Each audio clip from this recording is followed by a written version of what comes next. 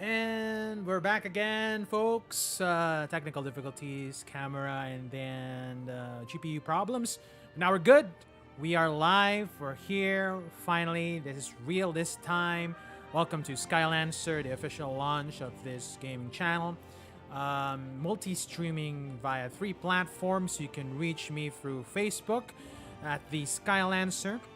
You can reach me also through YouTube at Skylancer20, and special participation for Twitch for this specific game that I'm going to be streaming, Baldur's Gate 3 Early Access, because Twitch has a special integration wherein viewers can actually vote and ultimately choose for the streamer in terms of the character choices and whatnot. So only Twitch has that integration. So if you're more of like into a choose your own adventure style on steroids, go join my Twitch channel on twitch.tv slash the Skylancer. So here we go.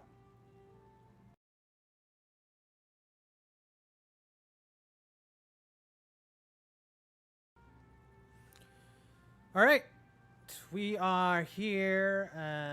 One of the first streamers to look into Baldur's Gate 3 Early Access Edition. Do take note, this is Early Access. This is not a finished product.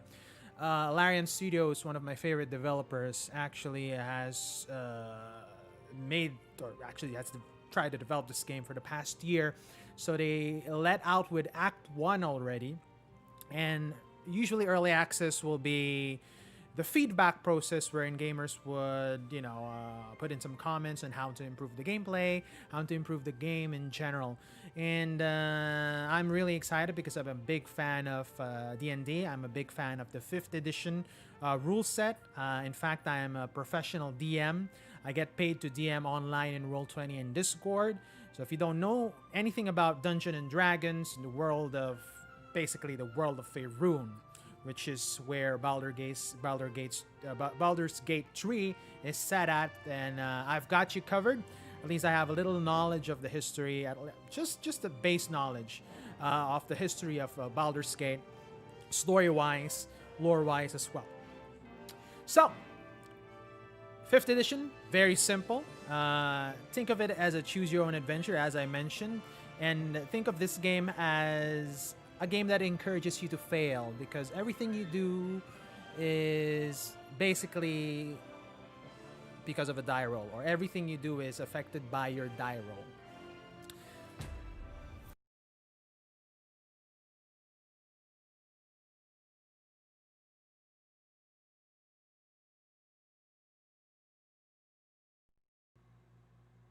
Oops.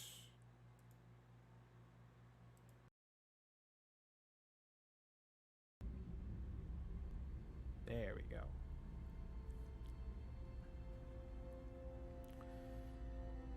Again, if you'd like to interact with me during this stream, the official launch of the Skylancer, my gaming channels, please do watch on Twitch. There's a special integration wherein some of the choices later, there will be vote-based. So it's a good thing to experiment now, because this is, I think, one of the first games that have that kind of integration wherein the viewers would essentially vote on what the characters would choose on this game.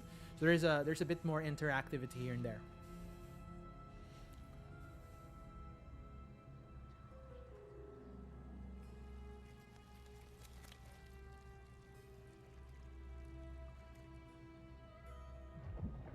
For those who do not know anything about the lore of Baldur's Gate 3, what you're seeing in front of you is a Githyanki, and what you're seeing in front of you right now, the one who's holding this little parasite thing, is called a Mind Flayer.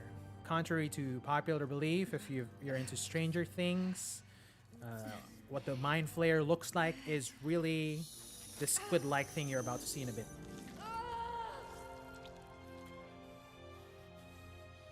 That is a Mind Flayer. That right there is the Mind Flayer.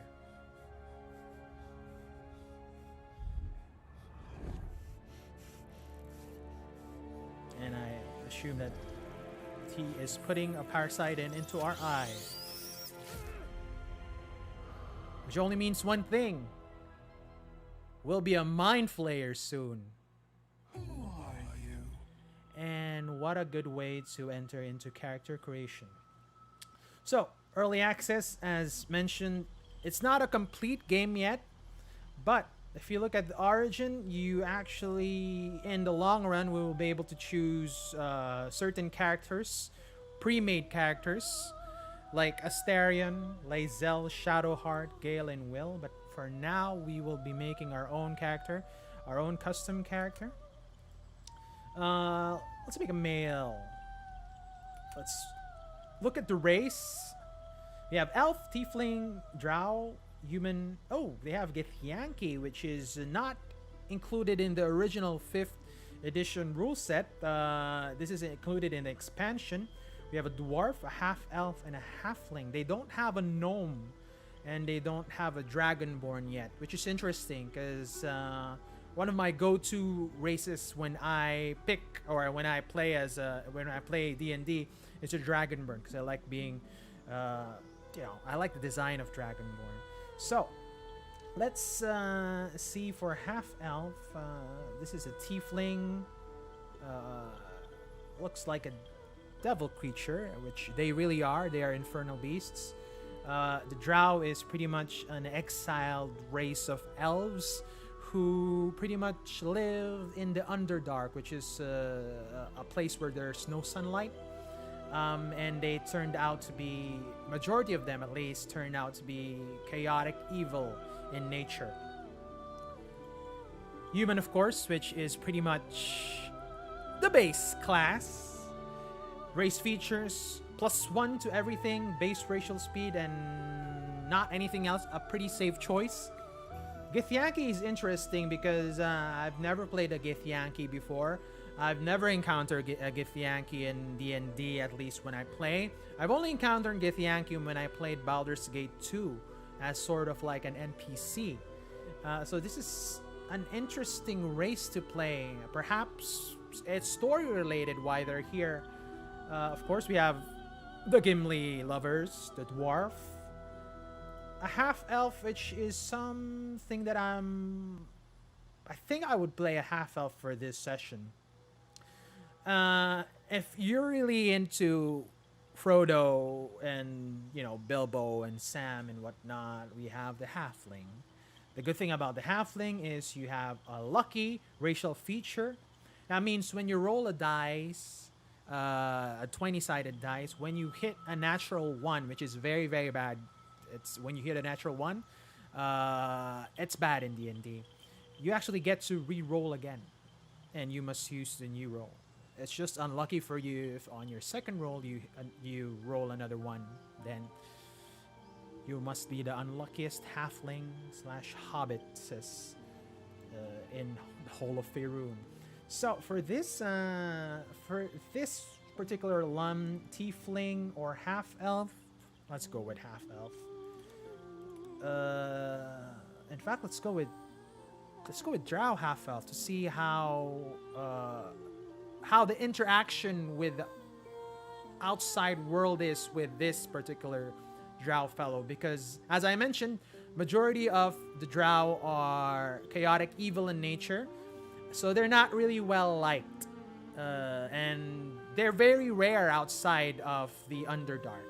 So this is something that's very interesting to play as. You have a cantrip that is Dancing Lights.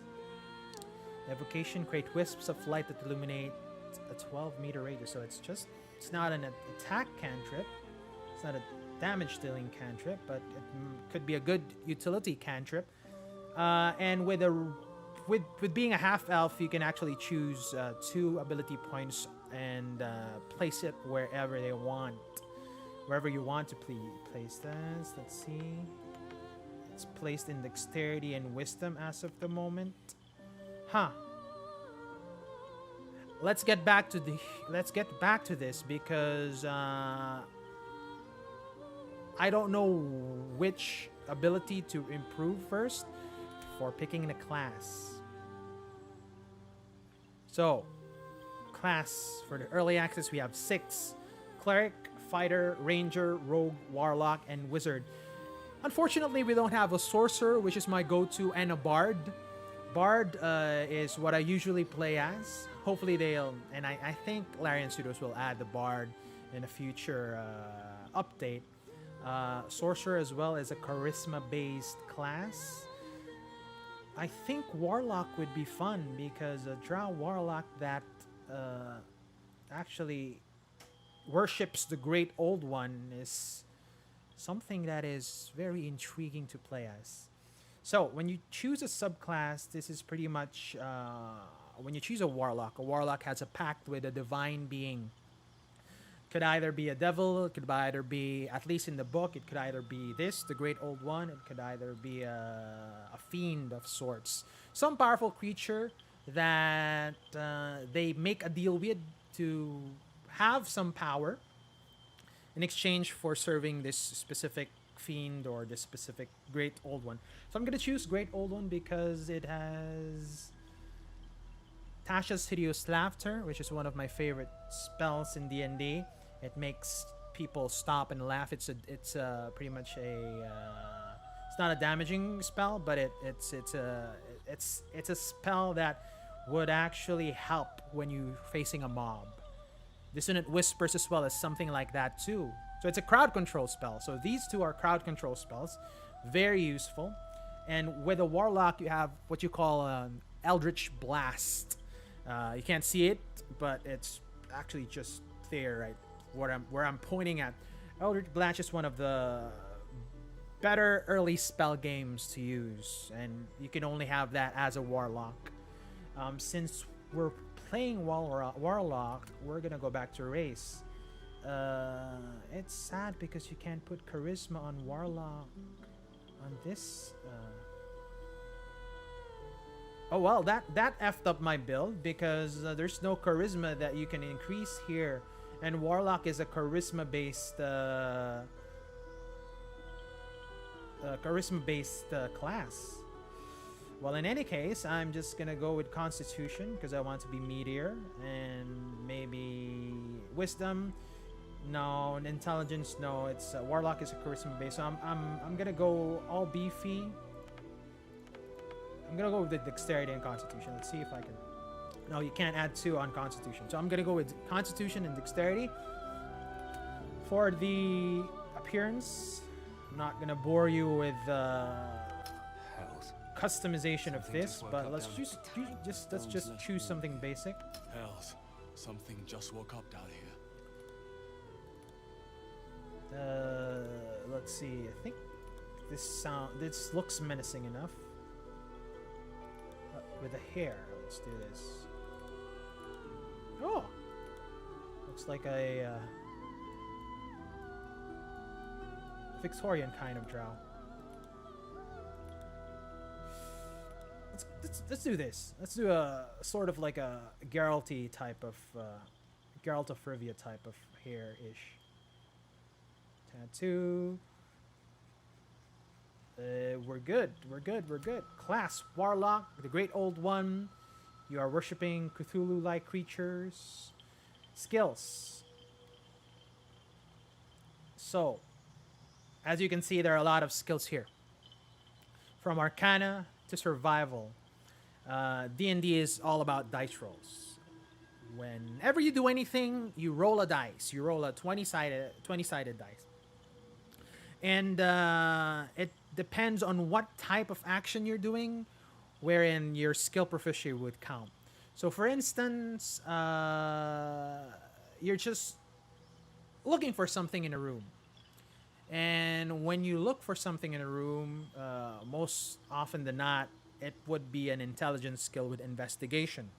So you roll an investigation roll, you roll a d20, and depending on how difficult it is to hard that object you're finding in the room, it could be very difficult with 20. So you have to roll a 20, just a 20, because if you roll 19 to 1, you're not going to find it. If you roll a 20 and you get lucky, you find that object. But if you roll anything below 20, unfortunately, you don't find that object. So there are difficulty, there's a DR or a difficulty reading for each challenge that you put into or that you actually partake in. So if it's not really that hard of a thing to find, most often than not, it's going to be 10. So if you roll 10 and above, you'll find it. If you roll a 9 and below, you not going to find it. So that's how it goes. So everything you do, at least in the world of D&D, has a die roll. You want to intimidate someone? You roll a 20-sided die. Someone mentions about something, a holy artifact. You can roll your religion to pretty much know what that artifact is all about, or not know what that artifact is all about. So all things stealth, athletics, it's basically that. Animal handling, very obvious. Animal handling is for you when you encounter any animals, when you're trying to ride a horse, when you encounter an owl bear. What do you do when you encounter an owl bear? Arcana has something to do with mystical deception if you're trying to deceive someone. I could go on, but with this warlock, let's see. Do we want a warlock that can imitate people? Yeah, okay. Do we want a warlock who knows about the arcana? Because I'm a warlock, yes.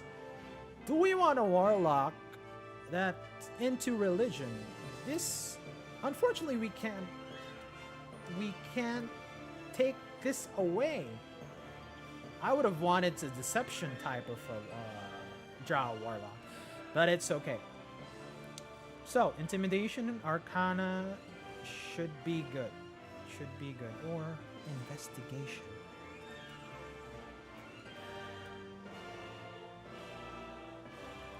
Okay, investigation it is. It might be useful. Okay, this is the recommended stats.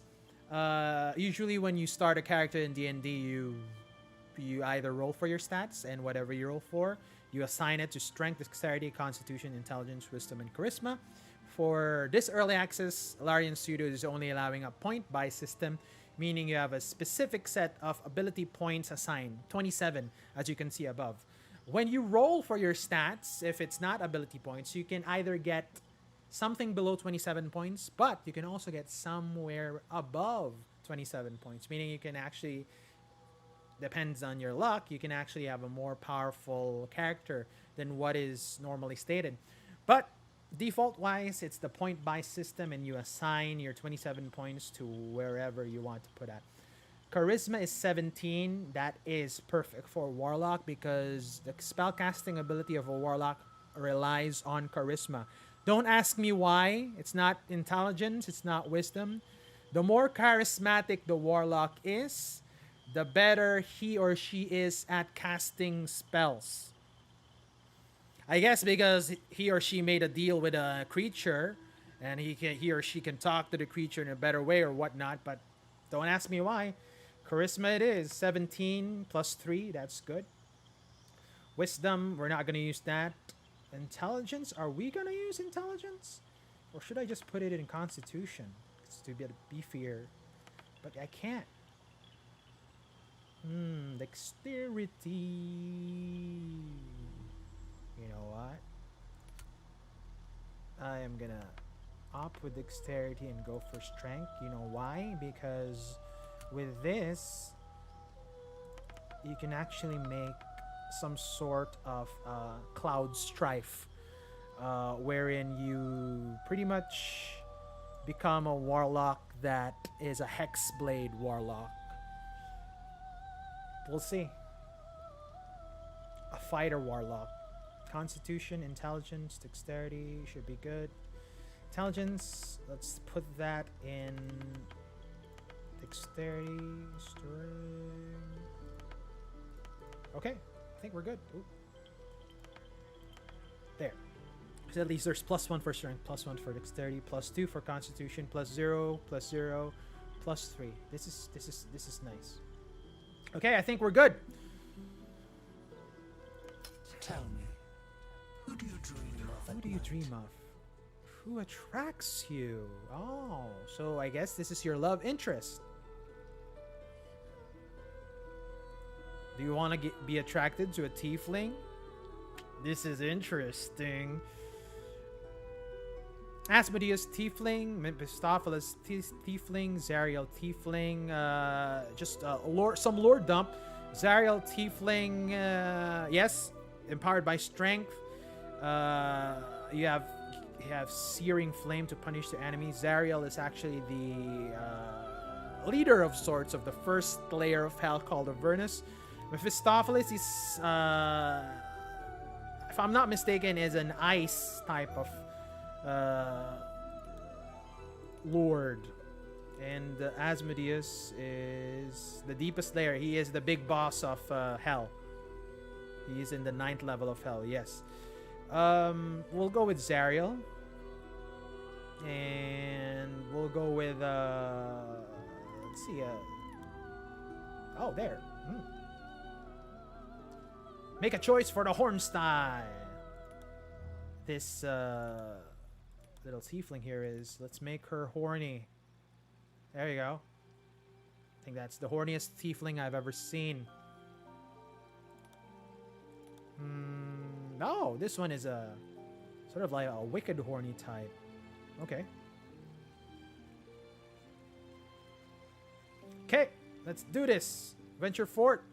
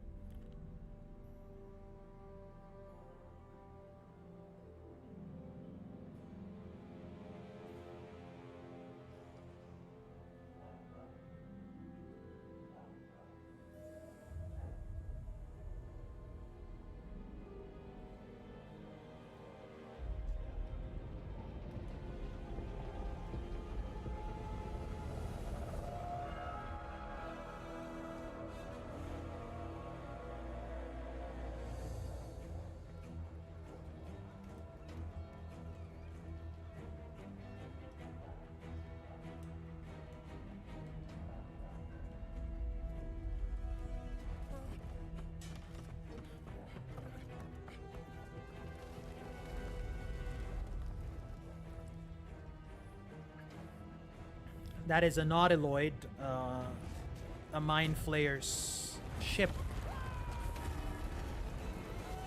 And I don't think this is Baldur's Gate.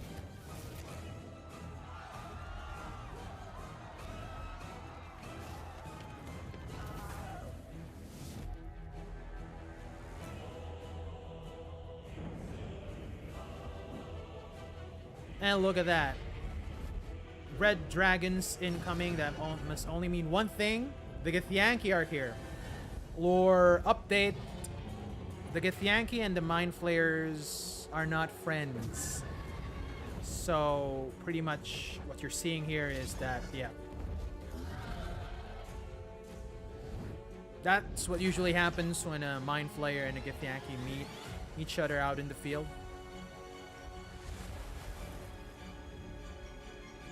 The Githyanki have been enslaved by the Mind Flayers for quite some time.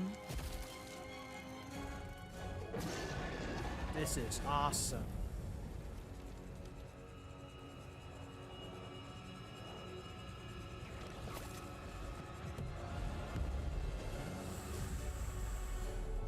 Whoa, look at that.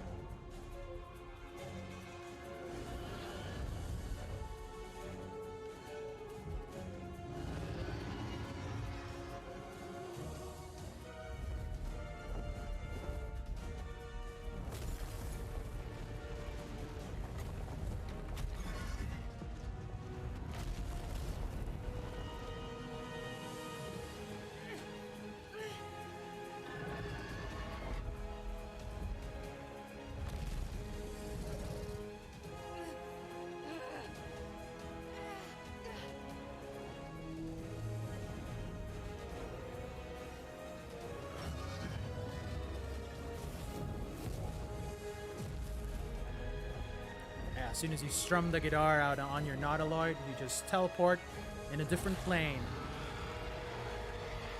No wonder Githyanki are a race here, because this is probably a Mind Flayer story, a Mind Flayer focused story.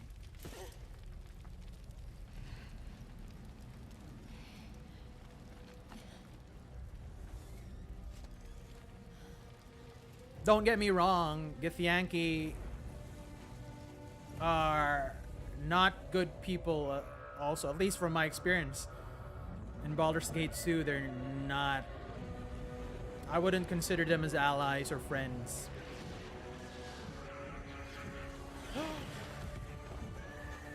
They're in hell! Oh my gosh. Are we just in hell right now? So what you saw were imps. And a bunch of imps. And the only place where there are a lot of imps like that, as you've seen in the opening, is hell. So we must be in hell. We'll Might see. still be stuck inside if we hadn't been attacked. Where the hells are we?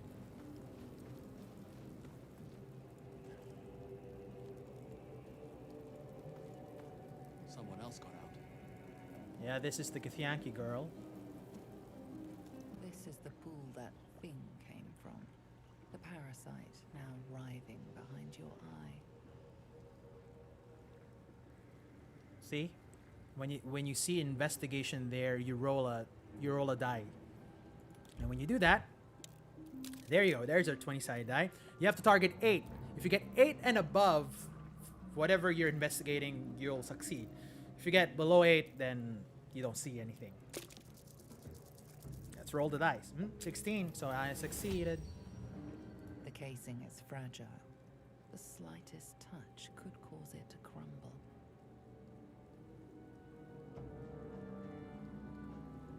I don't know why there's a choice here. Because we know that it's gonna crumble when you touch it, but what the heck? For those following me on Twitch, you can actually help me out by choosing stuff from here. There's a Twitch integration. So if Ironic Gamer 86 says that YouTube works and Twitch is getting errors. Oh, unfortunately. Fortunately, we don't have any YouTube integration, so I'm gonna choose for you guys. Its casing I'm gonna reach towards the crumbles pool. beneath your hands, I'll fix what's happening on as Twitch. it collapses. I wonder what's wrong with it, and I just got pushed back because I didn't listen to my success of an investigation check. But yeah, once we get Twitch into the interplay, Good. you can actually choose for me if you watch in Twitch. If there are 3 of you watching on Twitch, it'll be a vote. Majority wins.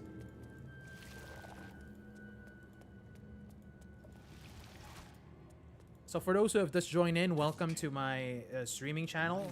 We are playing Baldur's Gate Free Early Access Edition. We are actually inside a Nautiloid ship of a Mind Flayer.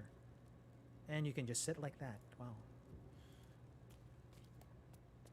Curious. Okay, okay, okay. We are trapped. We are trapped.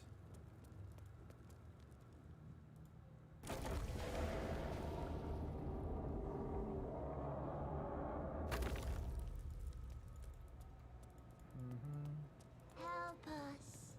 What is happening? Who is this?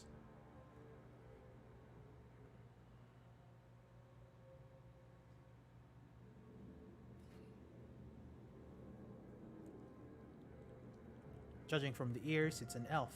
And what is that? You've come to save us from this place. From this place you'll free us. Please. Before they return. They return. Perception failed. So my perception wasn't high enough to pass that. So my character didn't notice anything.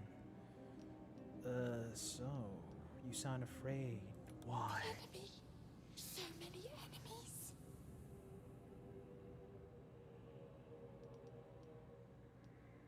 A newborn. Born new from this husk. You realize you're talking to an intellect devourer, a minion of There we the go. mind flayers who Since we abducted picked you. Arcana as our proficiency, you know what that is. The character knows what that is.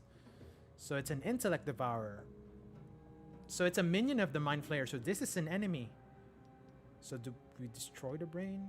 Tell me what to do. Remove us from this body. From this case. Free us. Please. There we go. So these are rolls that you do. So investigation, we have +2 from proficiency. So whatever you roll, you add 2. So 8. So this is a low difficulty check, which means most likely we'll succeed. And we did succeed. You notice edema, a swelling of the brain causing pressure where it strains against the shell of the skull. Please. Before they return! They return. Attempt a cerebral extraction. Staying mindful of the swelling. I do have +1 from dexterity.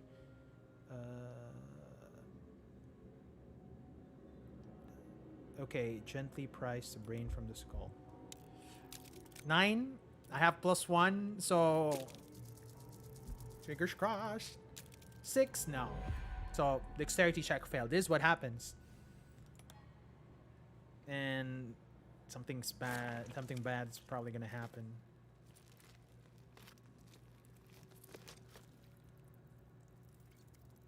Nope.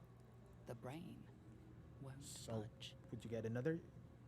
Either destroy the brain or leave. Well, we don't have any choice because they're a mind flayer kin. We destroy it. I'm really sorry.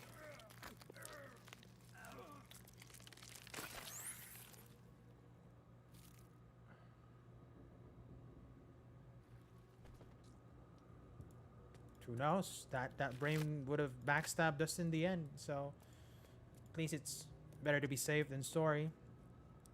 So, there are movements that you can do here, or actions, sort of bonus actions. You dip your sword into fire or arrow. You shove. You can push people away. You can hide. You can throw something. You can dash. You can knock someone unconscious if you're more of a peaceful type of person, and then you can help. The problem is if we jump, you might take fall damage. So I'm gonna stay safe. I don't like fall damage here, especially in D&D. Any damage you take is pretty much serious because you only have 10 HP at level 1. So, especially when you're low level, when you're playing D&D, even if you're playing the tabletop, don't do anything stupid when you are just level 1, please. That's a dragon. All right. I think we are in... Are we really in hell? See, look at that. Those are imps. Jump. There we go. No fall damage because we're in the same level.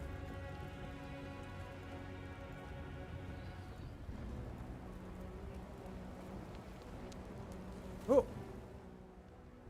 Oh, it's the Yankee girl. Abomination. This is your end.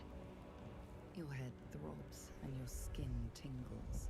Visions rush past. A dragon's wing, a silver sword, and a flash of your face seen through the strange woman's eyes. Ugh. My head. What is this? Skvar. You are no thrall. Vlaakith blesses me this day. Together, we might survive. Imps block the path forward.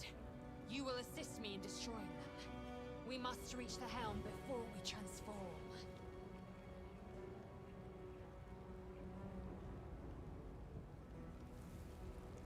Imps block the back forward.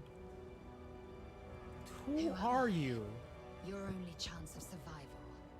And you mine, though it pains me to say it.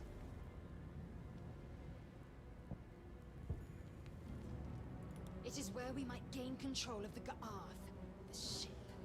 Once in command, we will deal with our Ghaik captors. I'm guessing the Ghaik is the mind flayers.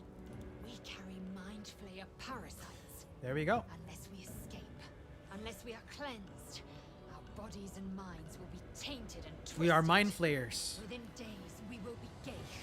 Mind There we flayers. go. can do nothing until we escape. That must be our priority. First, we exterminate the imps. Then we find the helm and take control of the ship. We will address the matter of a cure for this infection once we reach the material plane. We are not in the material plane, so we are in hell, folks. That was pretty much a confirmation. And we have just entered our first battle. The enemy is surprised, which means pretty much they skip this turn. It's going to be our turn. So in D&D, when you play tabletop, this is pretty much what's happening in your imagination. When you do a combat encounter, it's really by turns. Yep, initiative. And if you have a high dexterity, you have a high initiative, you have a higher chance of being first. And because D&D is all about action economy, being first is usually a big advantage. These are the actions, okay? Bonus actions are actions you can perform on top of your normal actions. Yes, so these are your bonus actions. You get an action, you get a bonus action, and you get a movement bar. Okay, so in D&D tabletop, you are allowed to run 60 feet and you're allowed to walk 30 feet before you do an action. 60 feet, you skip your action. So in lieu of this feat system, they give you a bar. Okay, very smart. And it is now the Githyanki's turn. As you can see, I can only move at until 9 meters because that's what the movement bar only allows. There you go. I move, I put up my... I pretty much use up my movement bar. I can't do anything. Can I throw some stuff? Oh, no. Why would I throw a potion at the enemy or a shoe? No. Can you attack? Oops. Range attack. There you go.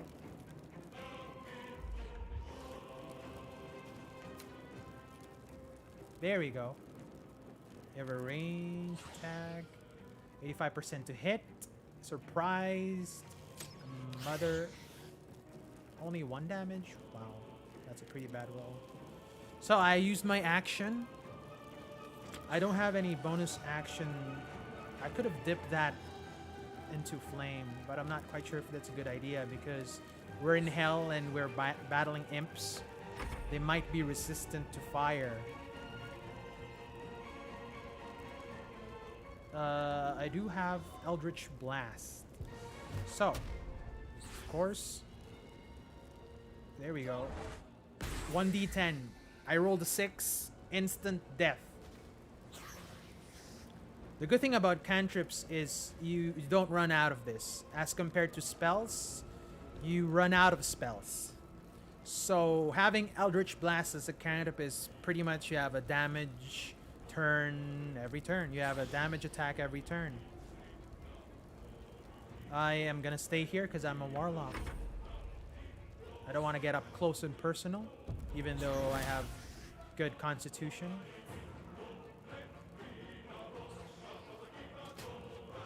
Miss and miss. That was lucky. Big question is, should I stay at range? I can pin one down, but I can't attack them. You know what? Yeah, just attack it with a range. Free. Good. And I'm gonna stay? You can't hide because you're already detected. Shove, shove, shove. There's no guard. Okay. I'm gonna stay there. See? Another free use of Eldritch Blast, ladies and gentlemen. So I can just pretty much try to... 1d10 is good. That's a 5. That's instant death. I'm gonna stay here. Warlocks are pretty savage during the early game because of Eldritch Blast. I can just pretty much use Eldritch Blast all the way. Range attack. Another free. Another end turn. Another Eldritch Blast. 5. And that's the game. You proved surprisingly adamant. Now, to the house. Is there a way to highlight stuff?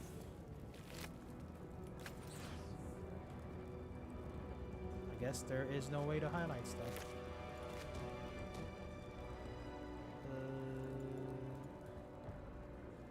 Mind Flayer. Give us good. Spike Bulb, Caustic Bulb. Potion of Healing, that's good.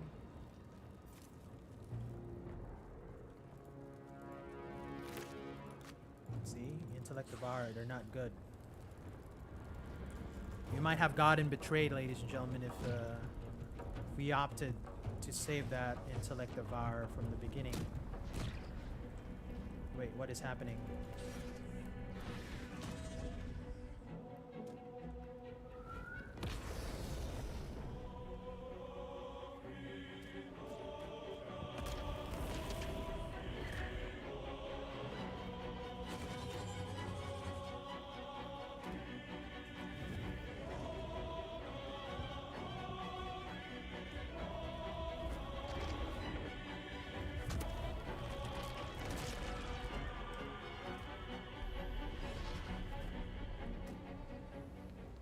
You don't want to be fighting a red dragon at level 1. Blast cannon? What? What's my objective? It's flaming there. I don't wanna go there. Oh, there's someone injured. Control farmer? Boo got me. Got me. Got me. Right in the gut. Tell the babes I'll be alright. The mind flayers have already informed her. Leave her. Oops. or we will Look at share that. her fate. It's one of the bugs that Larian has to fix. Old Marta will patch me up. She's on her way. On her way.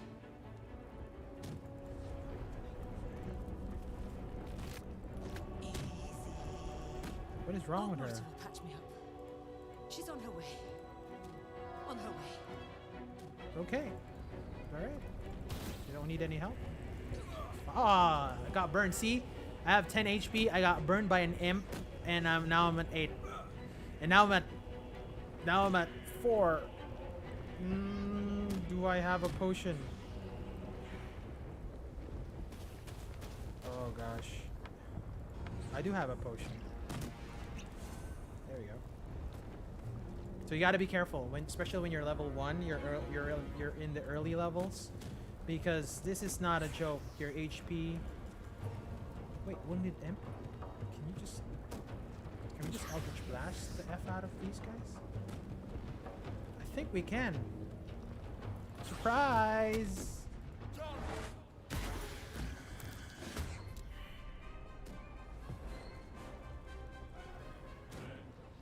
And another Eldritch Blast. 1d10. Ah, it's only a 4.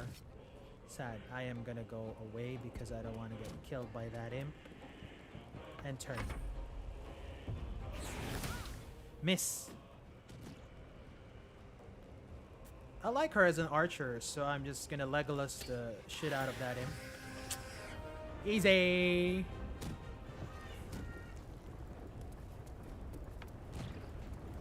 Not what you get, imp. By the way, for those who are not well versed into the lore of D&D, we are in hell, right? So we are probably in Avernus. I'm a bit peaked, Mum. I'll speak later. Let's see what's happening. I think I'll go to bed early.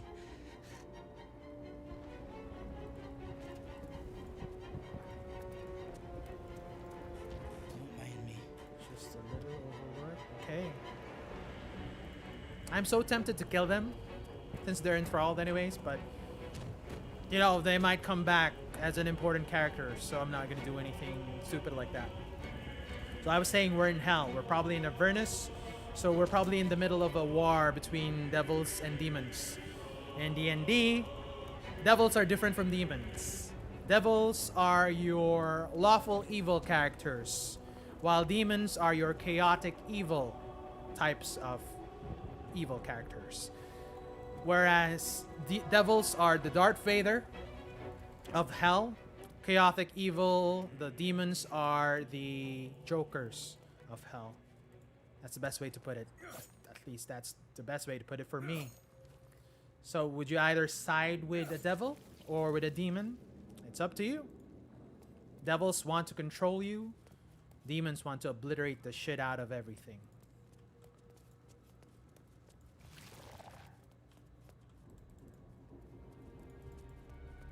Istik, back! Touch nothing without knowing its purpose. Touch nothing without purpose, and I just touched it.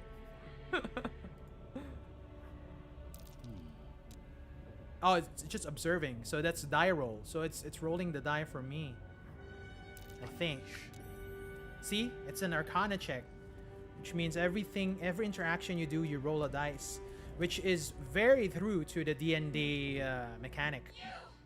Get me out of this damn thing! Okay, We have have another no one. time for stragglers. She's not a straggler. Arcana, there's magic at work here, but what kind? We roll a die. The target is 5, so it's definitely a success. I'd be embarrassed if it's a below 5.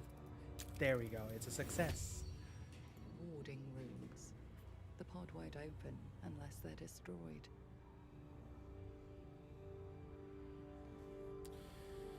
Look for a latch that might open the lid. The construction is too Seems very alien. logical. Nothing looks familiar. This ship is crashing. Do you intend to die for a stranger? She might not be a stranger when you get to know her. What's wrong with you, Githyanki? That's the reason why people don't like you. Are you satisfied? We need to go. Wait! There can't be. There has to be another way. So there's no way to save this Cannot be lady? helped. Come. Okay, okay. I tried everything. They will not die here. I'm gonna try again. And that's it. Well, it's been nice knowing you, whoever you are. I guess the Githyanki was right all along. Ew. Restoration. Ah, I shouldn't have used that potion then. We are nearing the helm. Once inside, do as I say. This Githyanki is sure is bossy. Wait, let's see the map. Did we miss anything? Yes. I, for one, don't like some hallways missed because we might miss something important. Some strange item can be useful. Some boss that can kill us. It's an Interact Devourer. Hello, friend. How many hosts of these gay infected? Oh, okay. Okay, I thought we were gonna fight that one. We must not delay. That was totally A random. dazed woman is trapped inside the pod. She doesn't See? notice you. We would have missed this interaction if we just skipped it, and I guess that A didn't dazed change woman anything. is trapped inside the pod. She doesn't notice you. Oh well, I stand corrected. Use jump to reach. Why would I jump when there are stairs? Why would you force me Not to now. jump? We must go to the helm.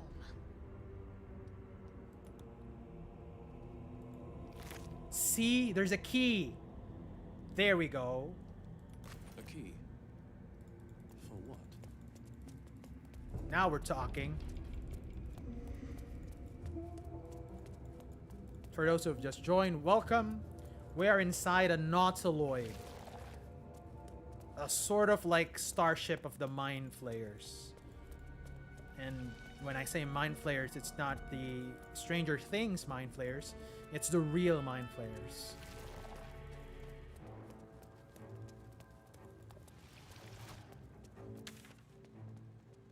Okay, I guess we go forward. Good luck to us. Boss battle.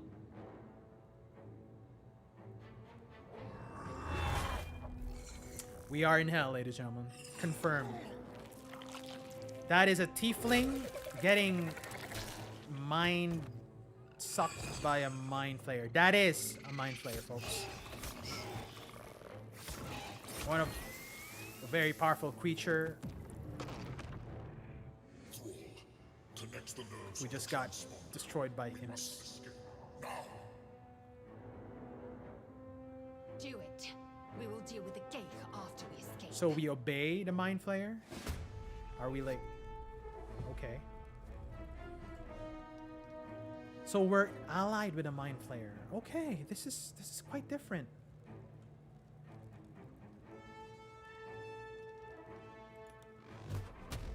You know what I'm gonna do. Eldritch Blast. Instant death. And I am going to be... Since the mind flayer is there, he'll be our bait. We don't want anything to do with these imps. Why? There's a mind flayer there. Why did you come to us?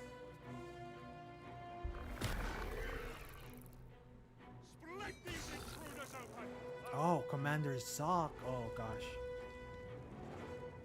Okay.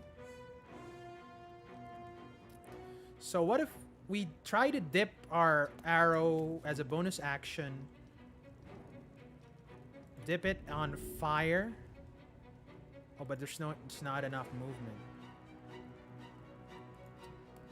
Can we dip it on fire now? Yes, we can. This might be a bad idea, ladies and gentlemen, because we're shooting an imp with fire, and if it regenerates him, then well, good luck to us. Oh no, it damages him. Okay, okay. Seems like it's a good idea after all. So it's 2 + 2 damage. We need to get out of here. But of course, I'm not gonna end a turn with my drow without the Eldritch Blast. So just a tip for those who are interested in pretty much joining a tabletop D&D game. Eldritch Blast is the way to go.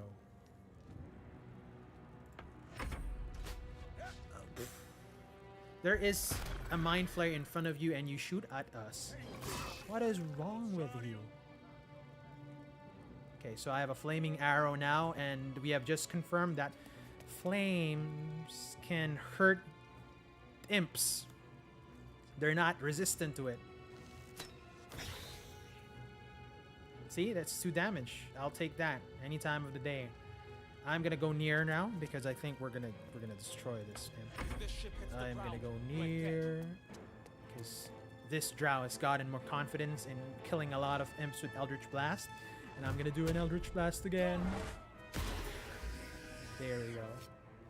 He's now known as the drow who kills the imps. Okay, so what do we do next? I think this mind flayer is gonna die. Oh no, he's still at 61 HP. So can we betray? Can we join devils? Can we just...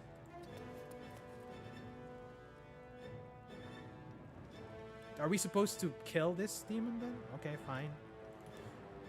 You'll have your time. Oh, 30%. So I most likely will miss. Yep. That's it. You end turn because you can't do anything anymore. Let's see if Eldritch Blast will stand a better chance. 40%. It hits though, so I'm gonna take that. Okay. Oh, leave him to me. Connect the transponder. So we're not supposed to fight him. Okay. We must take the transponder. Okay. I got you, boss.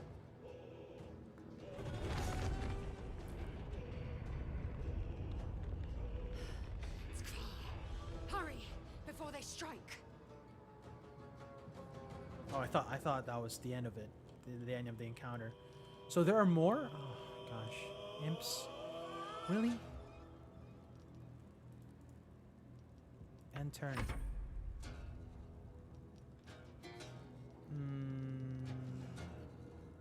Did I just lose my fire arrow? Okay. Critical miss. When you roll critical miss, that's a natural 1. So that's really bad. In some games, homebrew games, there's consequences when you do a critical miss. However, at least here in this, they're more forgiving.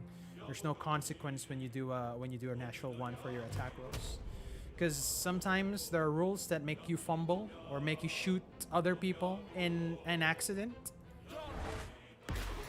See, that's powerful. That's 9. Warlock's my favorite now.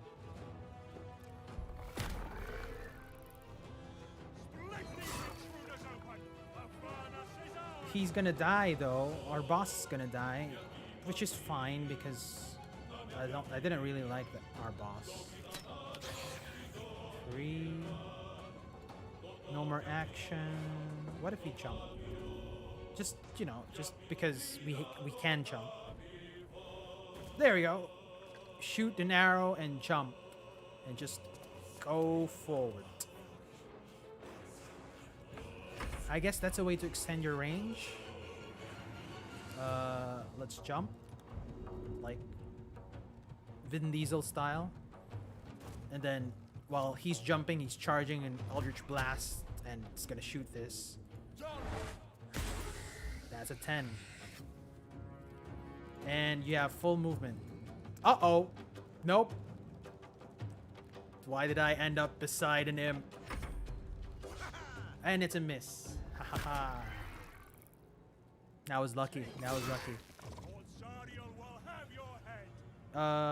Should I just go here or where? You know what? Let's finish this. Let's go up close and personal because I'm tired of shooting arrows at imps. Okay, let's do this. And we jump because we can. Okay, so I have a bonus action. I'm gonna shove this imp because, you know, I don't like imps. There we go. And then we Eldritch blast the shit out of this imp. Okay. Uh-oh. Okay, that was the first time I rolled a 2 with an Eldritch Blast and it didn't kill an imp. Which means we are in trouble. And it's only 1. Why was I so afraid of getting damaged by an imp? I didn't know that they didn't damage hard. Okay, let's finish this imp. Kaboom!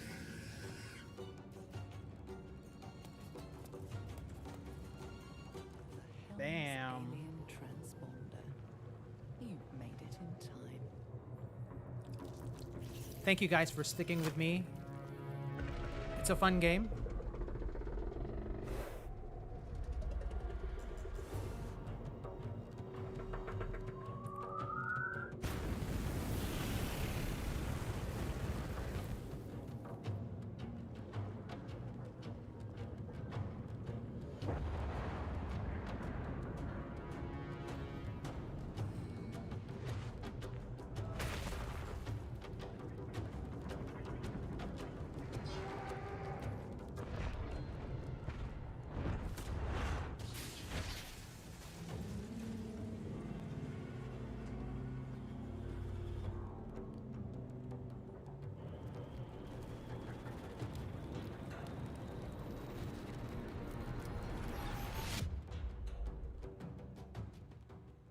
Okay, that was our first loading screen. Yep, having fun, folks. Again, this is the early access edition, so there's still some bugs that we might encounter while we play this moving forward. So just a fair warning. And this is not a complete game yet.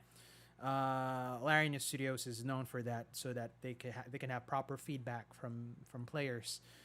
They usually release Act 1, and with early access, where you can only play until Act 1, which is fine, because Act 1 is, according to the reports, 25 hours, you know, and there's a lot of replayability as well.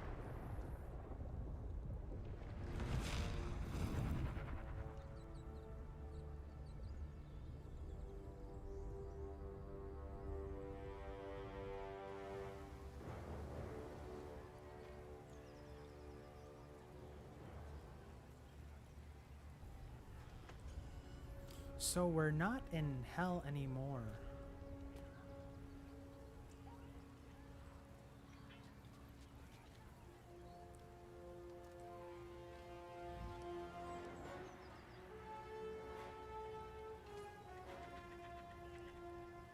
I wonder if...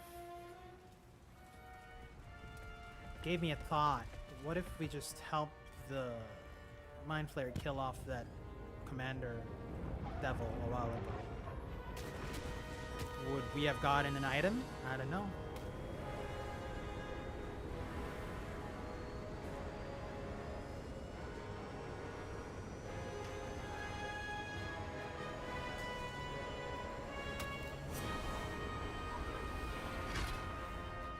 Did he just get headshot by something on the Nautiloid?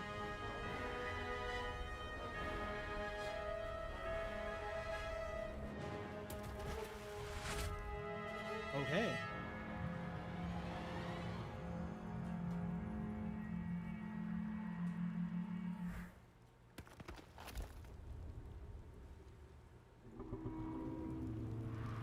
I don't know who did that, but my guess is it's the parasite inside of this character. Because for some of you who haven't or who missed it, this dude who I'm controlling Fresh water. is There must be a pretty settlement much somewhere infected nearby. by a Mind Flayer parasite.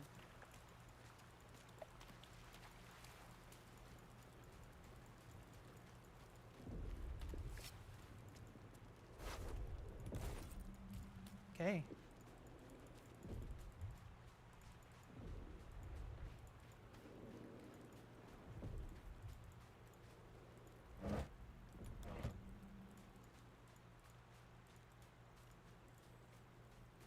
Is there any loot that we can find?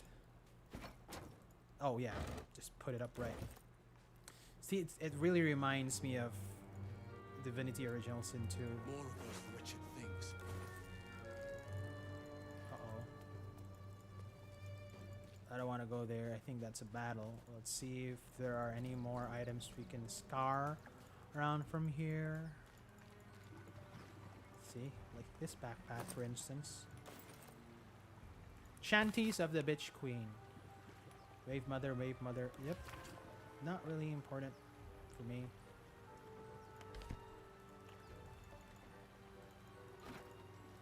Did I just get a barrel? A bucket? Okay.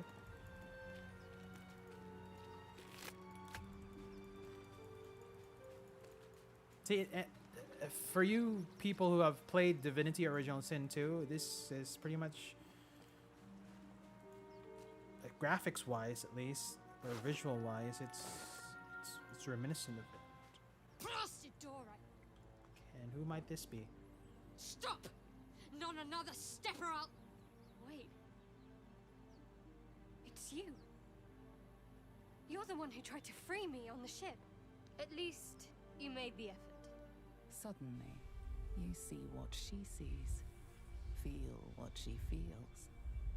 Confusion, resolve, and a hint of gratitude. Ah! Did you feel that? You've got the same thing I do. In your head. Oh, she is also infected by a Mind Flayer parasite. She must be one of the people we saw on the Nautiloid. Okay. Were you on the ship? Yes. And they put a tadpole in my eye, too. Okay, I so assume we're in the that's same what predicament. caused our minds to cross. But that's the least of our problems. These things are going to consume us from the inside and turn us into mind flayers. You and I need a healer. Finding one won't be easy in this wilderness. We'll need supplies. I'm hoping something of use might be behind this door, but I've barely made a dent in it so far. There we go. Don't worry. That's what magic is for. Conjure ahead. I'm going to see what's at the top of this cliff. Hopefully there's no more of these creatures along the way.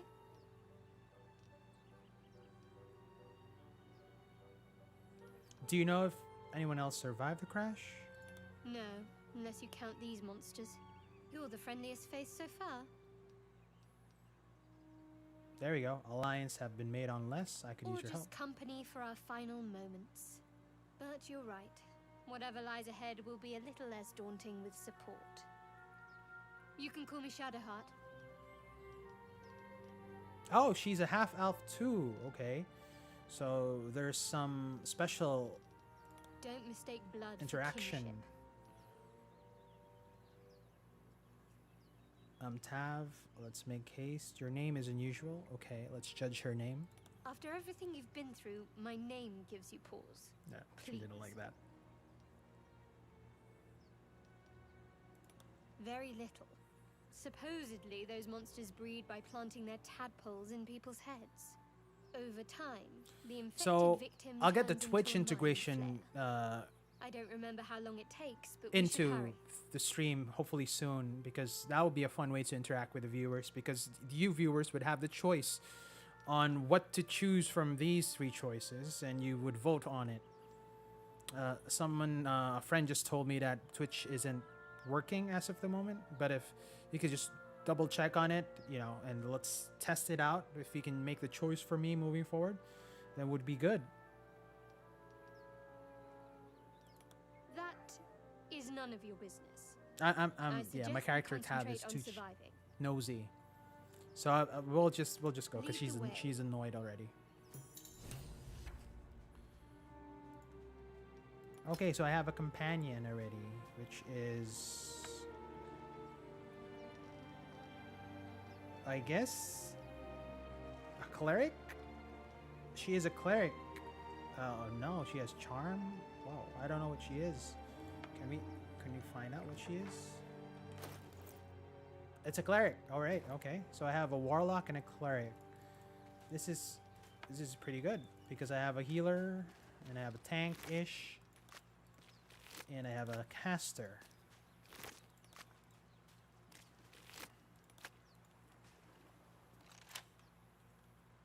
Can't we just Eldritch Blast the F out of this one? Let's see. Because no, not even a dent. I'll do it one more time just to be sure.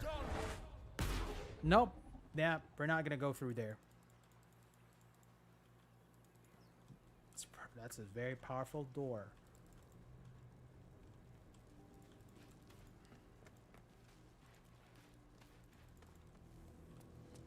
This doesn't bode well for us. There we go. Battle.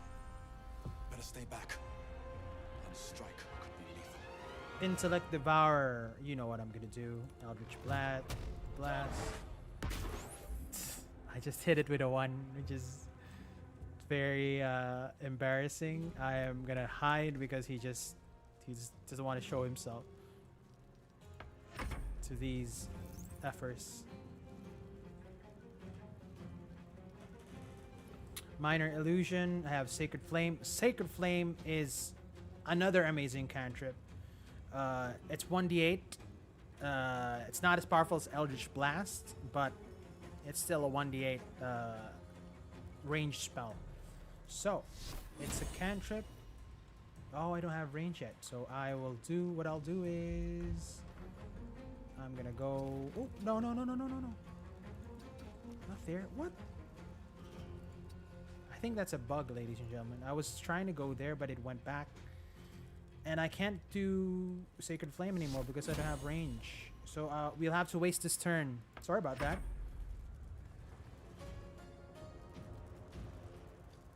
Good thing they're not ranged. What? The path is interrupted. Okay, I'm gonna walk here, and I'm going to target this. 9. Perfecto. Should I jump? I think I should jump because I want more range out of the way.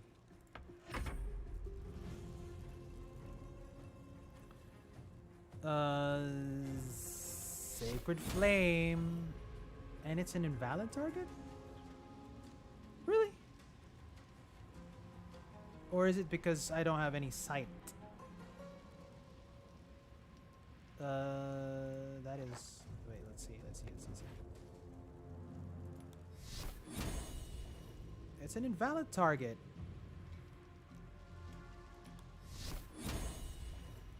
Oh well, alright. So there's no Sacred Flame for now. I guess we do Shield of Faith because you're mostly... She's most likely to get hit by these three things.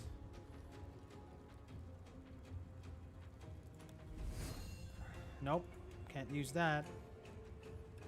Dash, throw, what else? She doesn't have a range attack. Let's see if she can use any other things. I'm gonna go near. One more. Oh, there you go. Sacred Flame. You can... Ah. 7. At least that's one out of the turn order. Very important in D&D when you're playing here or even in tabletop. Action economy is key, so you just keep on eliminating one person at a time. Because if you balance it out to different monsters, the action economy will get into you, and you'll be at a disadvantage in the future, in future rounds. 7. There we go. I'm gonna stay there because I have the Clark tank who will be taking the damage for me. Miss and miss. So, here's a question. I can attack this right now. And can I Sacred Flame this one? No. Okay. So these things are part of your action. So when you attack, which makes sense because in the 5th edition that happens. When you attack, even with your arrow or a melee, you can't cast any more spells. Or cantrips, rather. But why can't I cast Healing Word, though? Is it because this is a cantrip? See, it's a bonus action. This is a bonus action. It's stated at below. You won't see it because I'm blocking the way. But Healing Word is a bonus action. Shield of Fate is a bonus action. That's why I can use it. And I am going to stay here. Because this might be over, ladies and gentlemen. With my Eldritch Blast, if I roll a 9 or a 10, this is... And it's a critical miss, which means I rolled a natural 1. I'm so glad that we don't have any consequences if I rolled a natural 1. Attack. Skip. Eldritch Blast again. Boom. Oh, that's a natural 20. There you go. My first natural 20 of the evening. When you hit a natural 20, it's pretty much critical damage. Whatever you hit will be doubled. So if you roll a 4 for damage, that will be 8. And we've leveled up already? Okay.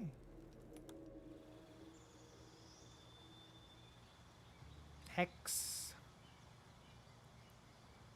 So when you level up, Warlock level 1 to level 2, you gain a spell slot.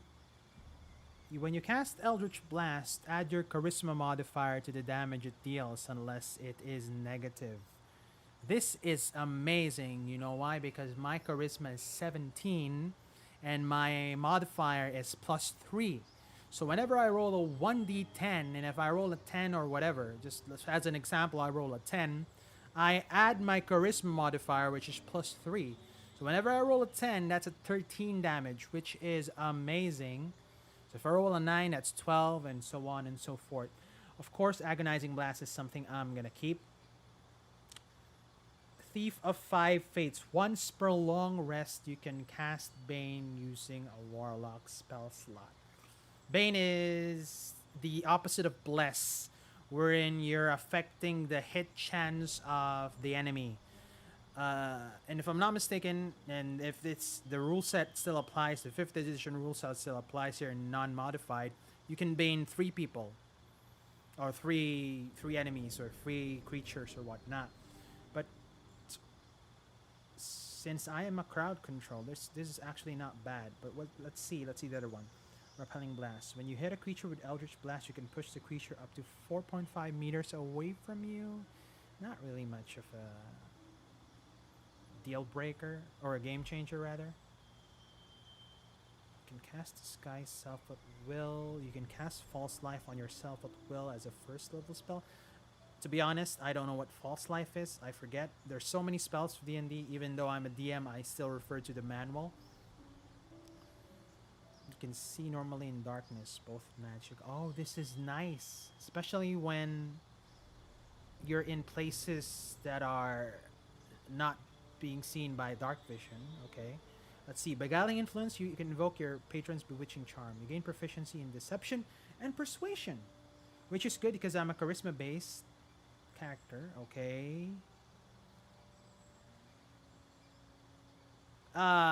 You know what, ladies and gentlemen. Of course, we're gonna go with Beast Speech because I love to talk to animals, and this is pretty much non-negotiable for me. I have to talk to animals. So I'm gonna be a warlock who can speak to animals. Okay. Spells. Let's do this. Witch Bolt 1d12 lightning. This is even better than an Eldritch Blast. However, ladies and gentlemen, you might see that you get this one, but spell slots. This is what's happening. Eldritch Blast is a cantrip. You don't run out of it. Even it's a 1d10, you don't run out of Eldritch Blast. You can just use it every turn. With a Witch Bolt, yes, it's 1d12. You might even roll a 12, but it's a spell slot, and it's gonna disappear until you rest.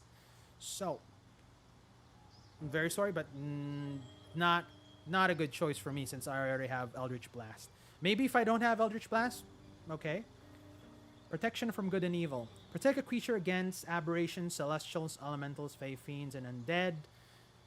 That's the thing. We don't know what's gonna be the enemies here, so probably not. Curse a creature to deal additional damage, 1d6 whenever you hit it with an attack. This is nice. This is nice. The creature also has disadvantage on an ability check for one ability of your choosing. So what does this mean? What does disadvantage mean? Similar to the players or us, creatures also roll a d20. Whenever they roll at a disadvantage, they roll 2 d20s, and they always take the lowest or the lower ones out of the two rolls. So say this creature rolled an 18, which hits, and he rolled, because he's rolling at disadvantage, he rolled another one, he rolled a 6, which doesn't hit. He'll have to take the 6, and that's a miss. So that's what disadvantage is. And of course, when you're rolling with an advantage, you roll twice, and you take the higher number. So that's the thing with 5th edition. They made it simpler. You either roll with a disadvantage, you either roll flat, or you either roll with an advantage. Hellish Rebuke. Next time you take damage, you use your reaction to surround your attacker in Hellish Flame that deals 2d10 fire. Okay, but this is a reaction. A reaction is something that if you get attacked or someone moves past you or something. So this could actually be a good skill to get, a spell to get, because a reaction doesn't take in any of your actions, meaning you can use Eldritch Blast, and when you take damage, you can actually use Hellish Rebuke to deal 2d10 damage to that specific creature who damaged you. Okay. Expeditious Retreat. Turn dash into a bonus action, so you move farther basically. Charm Person. Magically charm a humanoid that you can see. Contrary to what we know charm as, at least in 5th edition, when a person is charmed by you, you don't control them. You just charm them and they can't harm the charmer. That's it. So it's not like you gain another lackey or you gain another, another creature in your turn order. Arms of Hadar. It's called full tendrils of dark energy. Can take reactions.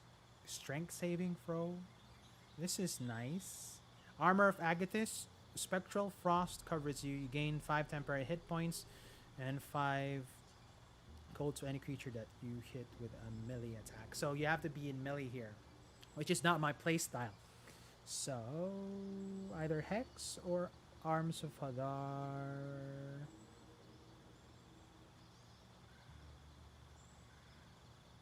Okay, Hex it is. Customize replacement spell. Are we gonna replace anything? No, because Tasha's Hideous Laughter is good. Dissonance Whispers is also good. Plus, it's a 3d6 psychic damage. Okay, confirm.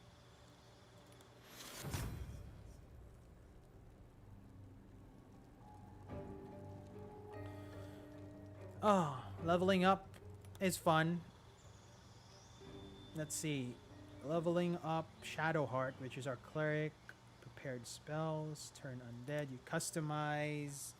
So, at least for clerics and paladins, you prepare spells. Which means you already have the full setup of spells with you. You just have to choose which one you're going to bring into battle every rest. So Bane, this is see? Target up to 3 creatures. They receive the D4 penalty to attack rolls and saving throws. Yep. That's what Bane is. Command... Create water. Okay. Is this going to be useful in the long run? I'm not quite sure. Guiding Bolt. I like Guiding Bolt. It's 46 Radiant. That's very OP. Healing Word is good. Inflict Wound, Shield of Fate, Bless, and Cure Wounds. So I've prepared Healing Word. I've prepared Bane, Command, Guiding Bolt, Create Water. Should we exchange Create Water for maybe Bless? But you know what? For utility, let's just keep it at that. So that's going to be simpler. Accept.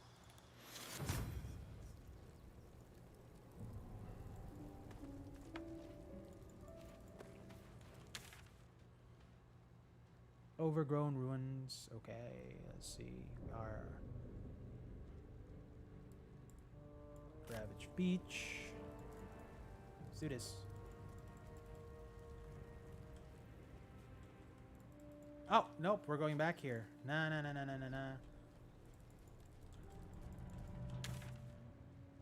So we're gonna go around because we can't go through the door. Let's see if we find more allies on the way. Can we reach that without jumping? Yes, we sure can. Because that's another potion of speed. That is another basic potion. Okay.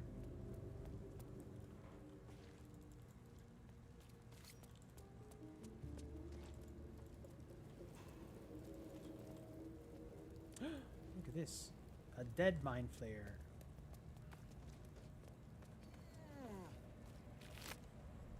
Potion of healing. Okay, let's do that. Looting saves lives, folks. Even on a tabletop. So whatever you do, just keep on looting, because you never know. You might get a potion. Footprints. There may be even more that survived the crash. Footprints.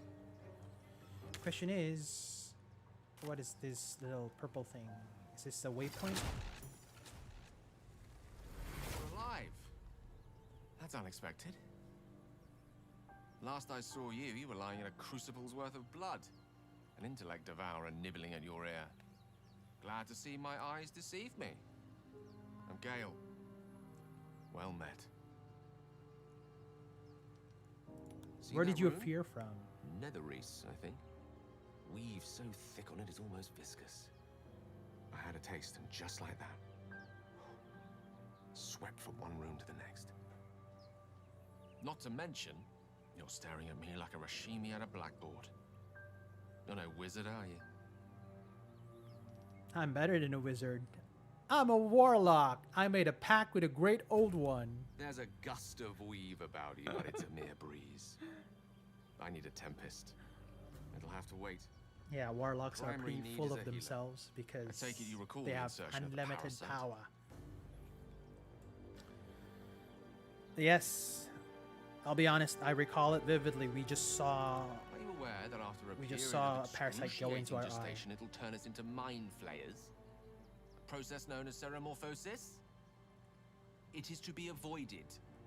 I assume you're no accomplished healer either. Powerful cleric, maybe?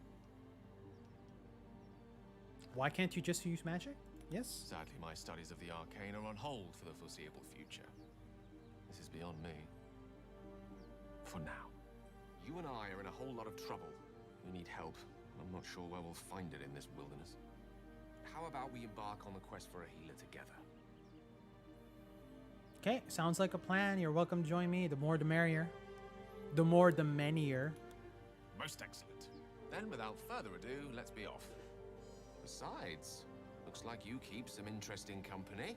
There we go. We have One a with shadows for eyes. we have a cleric, we have a as the warlock, dark and blade. I assume this guy is a wizard. Pleasure, madam. Is it indeed?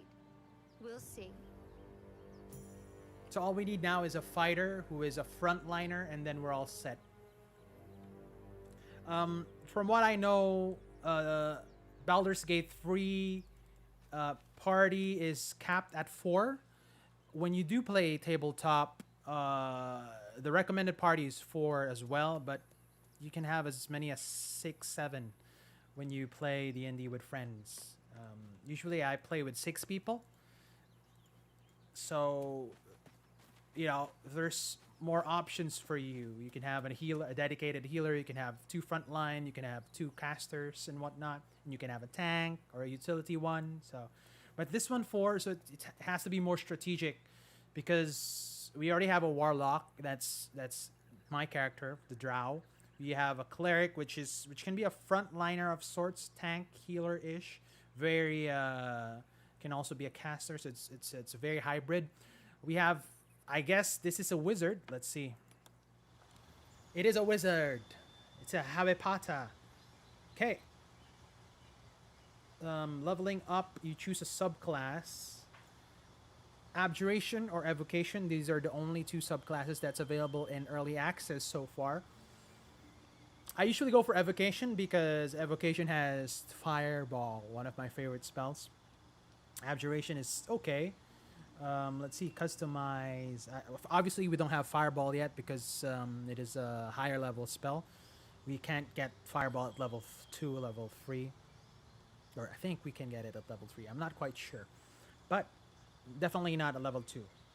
So, prepared spells. Similar to clerics, wizards work in a way that they study spells via spellbook.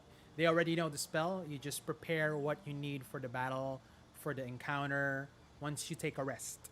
So, that's very different from a sorcerer, which we don't have yet. It's very different from a warlock as well, because you get spells when leveling up. So let's see. Witch Bolt, again, he has Witch Bolt. It's an okay choice because you don't have Eldritch Blast as a wizard.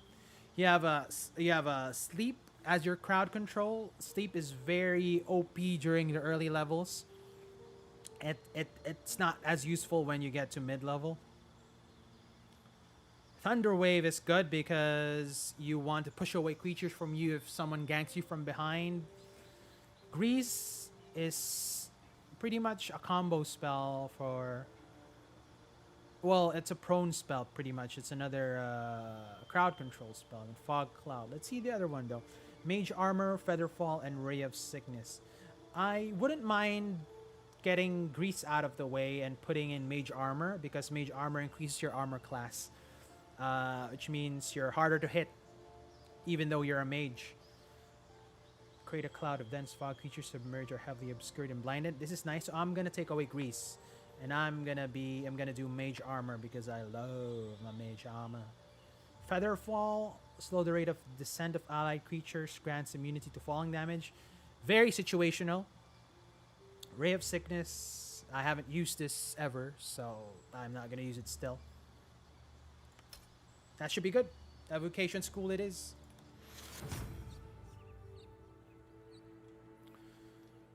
Okie dokie. Let us save because I haven't saved my game. My gosh, look at that. New save. I'm gonna just do one. Oh yeah, chapter entrance. Okay.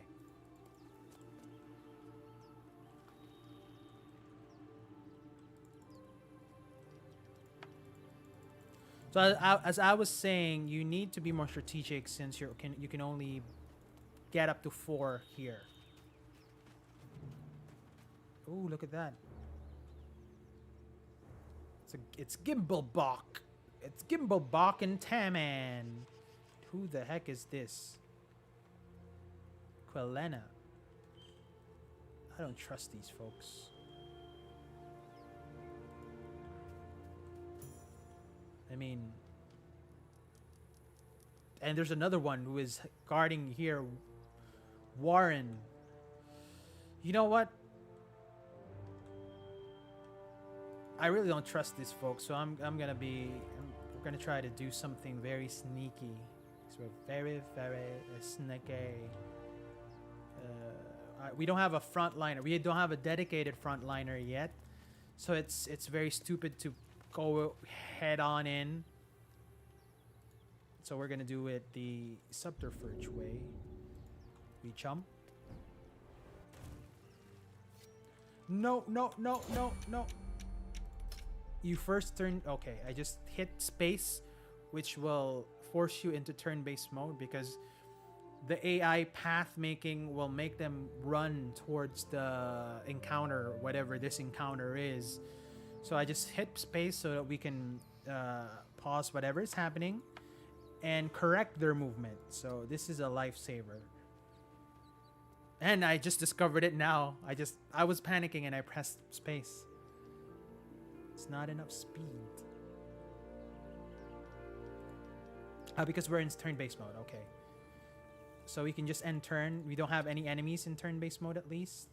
The enemies also will be doing the same. But since they're not doing anything, they're just going to be walking and talking to each other. And it is now our turn. So we jump. Shadowheart will do the same. We are gonna be going up here, and then she is also gonna jump.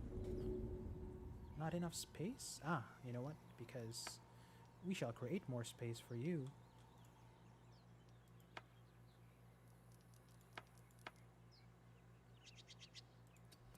Yep, there we go.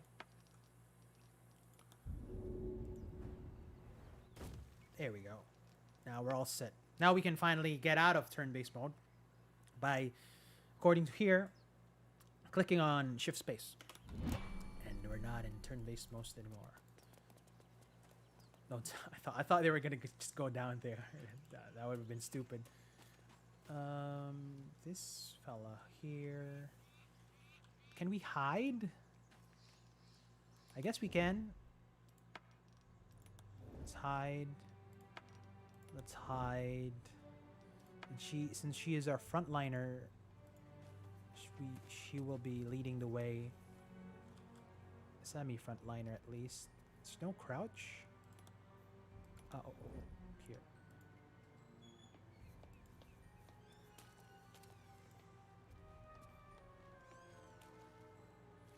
I mean, I don't want to push this guy yet because we don't know what's happening, but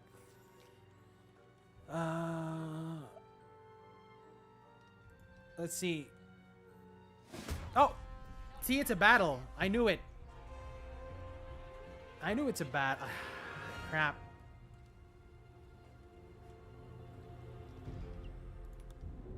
We didn't get to interact with them though, so sorry, but I just gotta push you out of the way.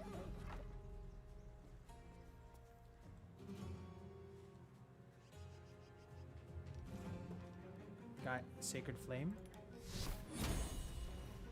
Sacred Flame. Boom. 8.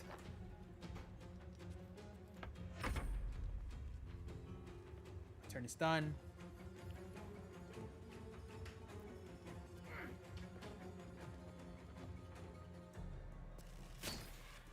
Oh.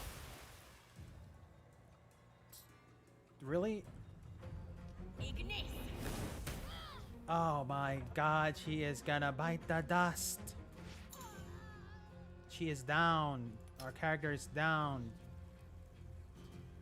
See, as a frontliner, she's not that. She's not even a real frontliner because she's a cleric. How do we down it? How do you help her?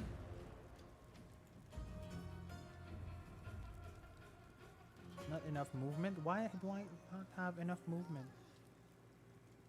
I skipped that little thing. I forgot.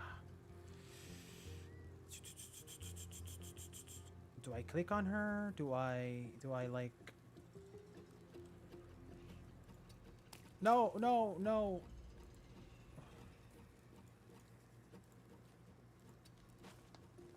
I think we're gonna die in this encounter. I could have just talked to them. See, that's 2 plus 3. So I hit a 2, and because of the charisma modifier, that's a plus 3. That's why I got 5. Critical miss. They rolled a natural 1. Ah, I have sleep. Yes. That's 1 out of the action economy.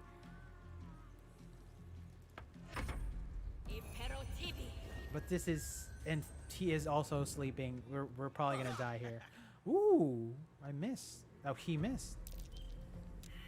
I guess I can't do anything but, you know, do crowd control, dissonant whispers. 55% to hit. No. Another 55% to hit. Why? Okay. He's frightened. Now he's not gonna fight us.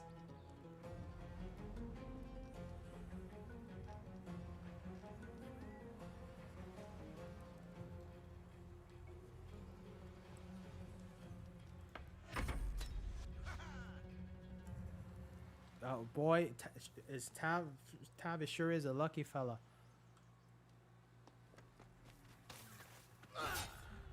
Uh-oh. They can kill our character.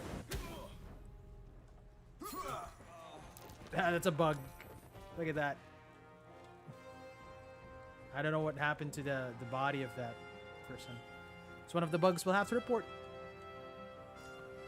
I guess Tasha seduced laughter because I want to make this happen. He is laughing.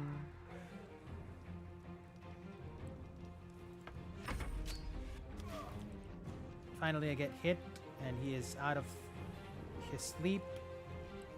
Let's see, what else can we do? Can we sleep that person? Which bolt?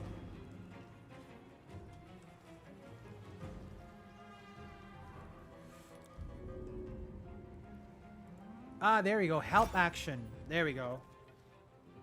Forgot about that. I was thinking for what would I do if I was in a tabletop, and there is the help action, correct? But since we helped, we can't cast any more spells because help is an action. It's not a bonus action, unfortunately. So we are in trouble.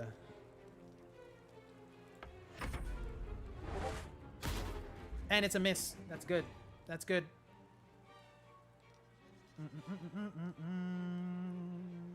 Eldritch Blazed. I've had it with you, Kalana. Give me a 10. Roll me a 10. 6 plus 3, 9. Okay, fine. I'll take that.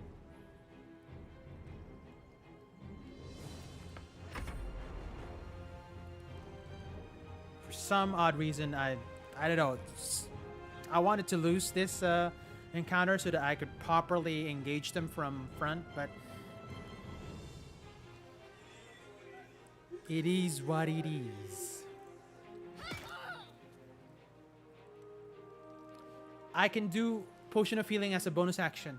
Thank you! Because in the real tabletop, 5th edition rule set, it's DM dependent. But most of the time, when you do a potion, that's an action. You can't do anything else. But since this is a bonus action, it really helps people. It helps me.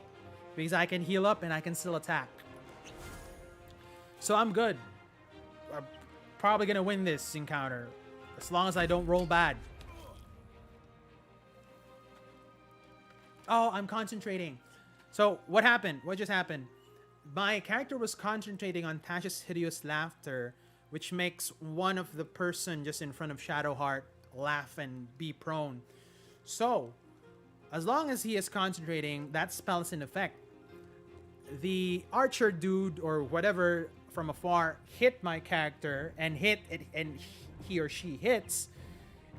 It breaks concentration, which means this person in front of Shadowheart is not laughing anymore and prone, and is back in the action economy in the battle. So that's just what happened. I'm trying to explain the best I can on what words you see it, what roles and whatnot, to help us enjoy this stream better. So that's what happened. Concentration out. Another one comes on in. Another one of the enemy comes on in the action economy. All right, let's do this. But since I have sleep, let's make him sleep. 7. Ah, you're not gonna laugh, huh? I'm gonna make you sleep. There we go.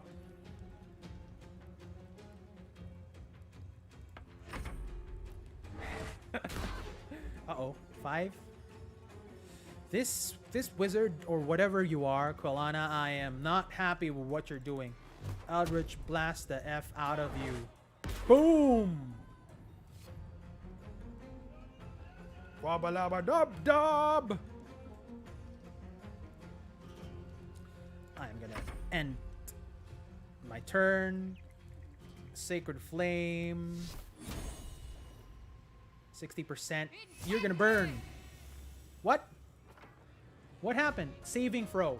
So what just happened? I rolled in Sacred Flame, and he saved against that, meaning he rolled better than me. It is what it is. It is what it is. That's a miss. This guy is still sleeping, which means... Oh! Firebolt. Okay, so... A second spell that's very used often in D&D is what you call the Firebolt. If you're not a warlock, you must be either a sorcerer or a wizard. The next best thing to Eldritch Blast is a Firebolt, because this is a cantrip which you can repeat every turn. However, unlike the Eldritch Blast rather, that's 1d10, 10 maximum damage. This is 1d6, so you can only do up to 6 maximum damage. But 6 is good enough, assuming you roll a 6. So we'll see if we roll a 6 here, even a 4. If you roll a 4, Ignis. There we go. 4 plus 3. I didn't know where the bonus came from, so I don't know how we can recompute that, but it's okay. He died. That's the most important thing. And the only enemy left is this sleeping fella, Grimblebach, who is now feeling threatened because... oh, gosh. Okay. I thought my character was gonna die. Whew. Not on my watch, because... Oh, I'm threatened, so I have to get out. Can I jump out of the way? Do I trigger a reaction when I jump away? Let's experiment. Because here's what's happening. If I move... I'm not sure if you can see the arrow just between Gimblebach and I. That's an opportunity attack. When you move out of the way, he gets a free attack on you. But if I jump out of the way, does he attack me too? He doesn't. So a good tip is you don't move out of the way when you're encountering a melee character. You jump out of the way. And since he just jumped, while he was jumping, he was charging all his Eldritch Blast as he can. And he is gonna do like a 360, no, not a 360, a 180-degree turn and put in Eldritch Blast towards this Gimblebach, which misses because he was so confident in jumping that he just totally missed his Eldritch Blast. What an embarrassing turn of events for our friend Tav. I'm gonna play the sad tune for him. A moment of silence for our dear friend Tav, who just missed his Eldritch Blast because of jumping the F away. Gimmelbach is gonna die soon. The only question is, to who? Obviously not to Shadowheart, because that hit was not enough to crush his brain. I am DMing, by the way. I'm DMing while we play, which is amazing, by the way. It's a really great experience. So Shadowheart just swinged and didn't get the cranium of Bimblebach, or whatever the name is, Gimblebach. And let's see if this our wizard will be able to kill him with. Shall we hit him with his staff? 64% chance, or should we just put him to sleep? Because it's a spell slot. It's not a cantrip. You know what? There we go. Staff. He was so, he was already casting spells here and there, and he just wanted to hit someone with a staff, and lo and behold, he hit the cranium of the person, and he just flat out flatlined. And that's the way the cookie crumbles. All right, so that is it for this encounter. I'm too sad that we weren't able to at least interact with. They could have told us something important, but instead we tried to sneak our way in, and then they caught us, and then there's an encounter. But it is what it is. Okay, so before we... Uh-oh, I just got ensnared by what? By a vine. I didn't know that this could happen. Saving throw. Okay. Now, we have to be careful because you're only at 3 HP remaining. And we don't want to die. And I do have a healing word as my spell, as a spell. So it's a 1d4 plus 3 hit points. So you roll a 1d4 die, and whatever the result is, you add 3. So that will be the healed amount of HP. And I am going to heal Tav. Invalid target? What? Take your... Oh, you can't hit the portrait. You can hit on... Oh, okay. Okay, do you have another healing word? I do have another healing word. But I'm going to heal myself because, boom. That's a better heal amount. I don't have any more spell slots. So this is what happens. Well, this is the difference between a spell and a cantrip. Spells are more powerful innately, but they run out. So if you're not out of spell slots, you can't use any more spells. You can't use Guiding Bolt, which is a powerful 4d6 damage roll. You can't use Great Water for some odd reason. You can't Great Water anymore. So if you're out in the desert, you're gonna die. You can't use Healing Word again and again and again. When you use a cantrip, rather, like my Eldritch Blast, you can use that again and again and again, even though you don't rest. You can use it forever. But generally, cantrips are weaker than spells. So that's a trade-off you do in the world of D&D. Okay, so I guess we need to rest because we do have healing potions, but I really don't like the concept of using up my items very early on. Let's see if Kolana gives out some stuff. At least she gave gold. Too bad I wasn't able to talk to you clearly, Kolana. She was the most difficult person who we had to deal with this group, because the others are just sleeping and laughing, and Kolana is just throwing some shit at us. Scale mail armor. Yeah, we're gonna sort out the items later. I usually find that the boring. Oh, acid! Come on. Oh, did I get damage? I didn't get damage, I guess. She got ensnared again. So, word of warning: you pretty much stay away from vines when you play Baldur's Gate 3, because vines are not not friendly. Thank you, Gimblebach. Everything all right out there? Oh, Gimbelbach, the one that the wizard just hit in the cranium. All right, so here we go. We have performance because I am very charismatic. I am a warlock, a drow warlock, half drow. You can roll for that, and you can have +3 to any of your rolls, or you can deceive. Let's see. Should we perform or should we deceive? He needs help now. I think we should deceive because I'd rather have him come out than us go in and be surprised by, I don't know, whatever inside is that in that dungeon or whatever. He needs help now. Let's roll. Rolling the die, and I need a 7 and I have a +3. And I failed even with a +3. Oh my gosh. Yeah, and who are you? Probably you're trapped. Oh with my Billy gosh. in. Come through that door and you're getting a knife in the guts. Okay, so we failed in convincing this person. So that's what happens in D&D. When you fail, you can either force yourself in, or you can think of some other way and just, maybe there is another way inside without using this door.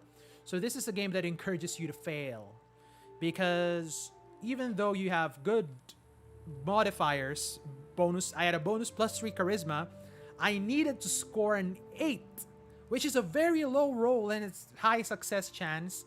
I rolled a 6 even with my +3 bonus, which means I rolled a 3 originally, and I failed this encounter. I was so confident that I was gonna deceive this guy, but it didn't happen. So that's what's happening. That's what happens in D&D. You don't feel bad when you fail. If you're a min-maxer, D&D is not for you, because you will definitely fail in some of the encounters here.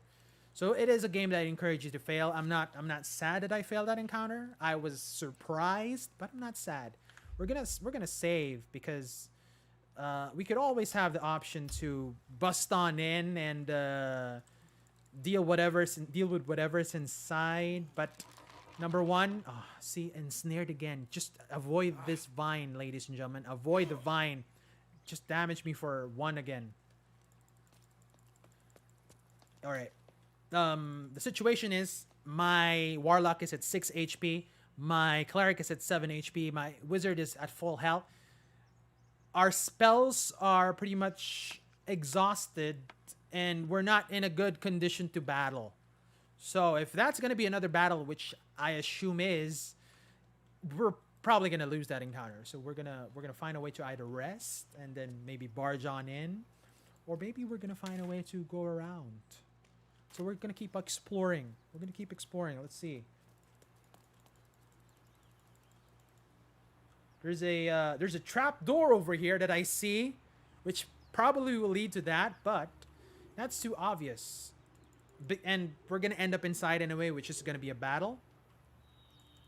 So we'll do that later. We'll find a way to rest, because resting is the most important thing in D&D.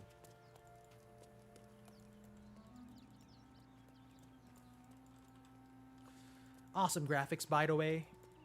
It's amazing. Even though it's this early access, I am impressed.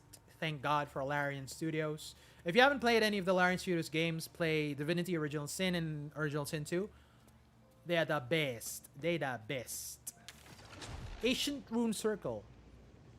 So, camp.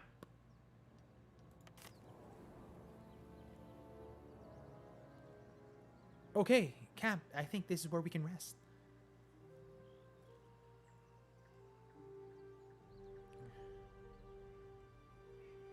Yeah, this seems a good place to place This any seems camp. as good a place as any to make camp. That's the first time I heard him speak.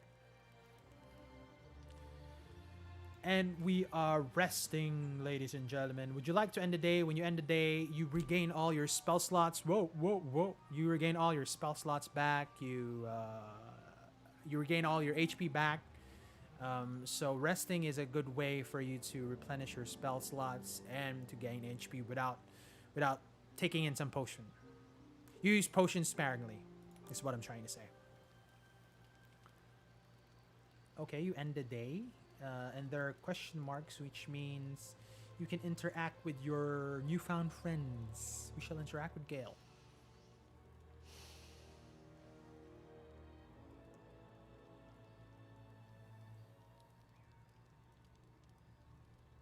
Go to hell. We were already in hell. We were already in hell. And good evening to you too, good You're a sir. good sport. Go to hell. An everyday expression. So trivial it's Okay. almost meaningless. So he's not mad. But we've seen hell. It's real. It isn't trivial.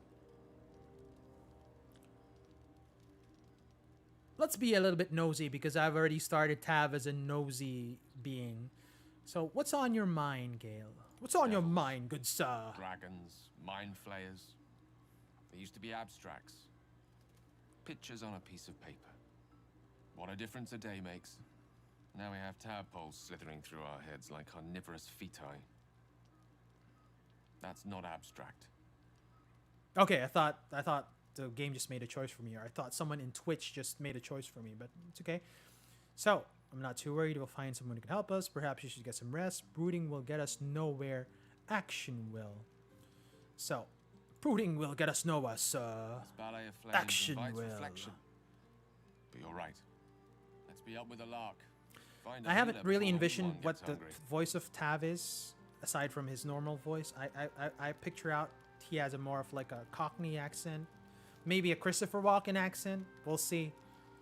He can be played as What's Christopher on your Walken. mind? That would be good. I need to remain in camp for a while rather than on the road me. Hey, I need to remain in camp for a while rather than on the road with me. Ho! I question the That's wisdom of that Christopher decision, Walken, but by the so way. be it. Perhaps we'll I'll be travel here together in the again. Okay. meantime, idling away the hours.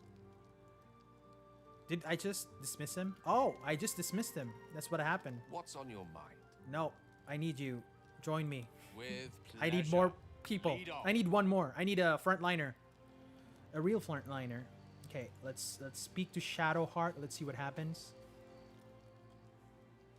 I'm not sure this is a good idea. You're not sure what is There a are good lit idea. fuses in our heads. Sooner or later, they're going to blow. Each hour that passes, the thing inside us grows. We need to find a healer.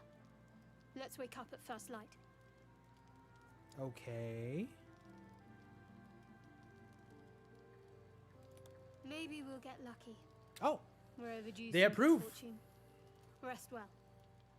We'll so need our yeah, strength. the lesson here is don't be a dick. Don't be go around dismissing your friends. You know, just be nice. And would you like to go to bed? That should be good.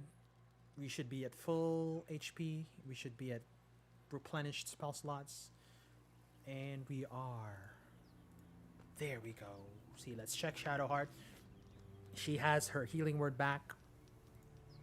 My Tav has all his spells back. My Tav's HP went up to 17 again. So that is the beauty of resting. That is the beauty of resting in Baldur's Gate 3. Or in any D&D. Whenever you need to rest, go rest. That's the rule.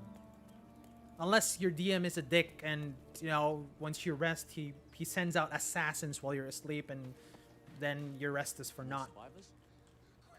They're trying to dig somebody out of the wreckage. Ooh, more survivors. Okay, let's see. Something's wrong. They should be trying Oh. to get away if they had any sense. This is a mind flayer. Thank you guys to those who just joined. Welcome to the stream.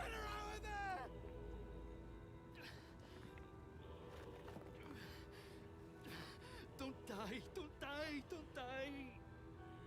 The person they're trying to save, it's the creature from the ship. Still alive, but wounded. Oh. Persuasion. It's clouding your minds. Look what's in front of you. Yes. So for those who have just joined in, this mind flayer f's the shit out of your mind and controls you like a slave. So we're gonna try to persuade the people who are his thralls to, you know, see the truth that they're just being controlled. Persuasion, and I have a +3 And I am confident that I'll be able to persuade him again. Let's see what he goes. 12, which is higher than 8. Let's see. Fingers across the 19. There we go. Success. Your voice cuts through the fog of confusion.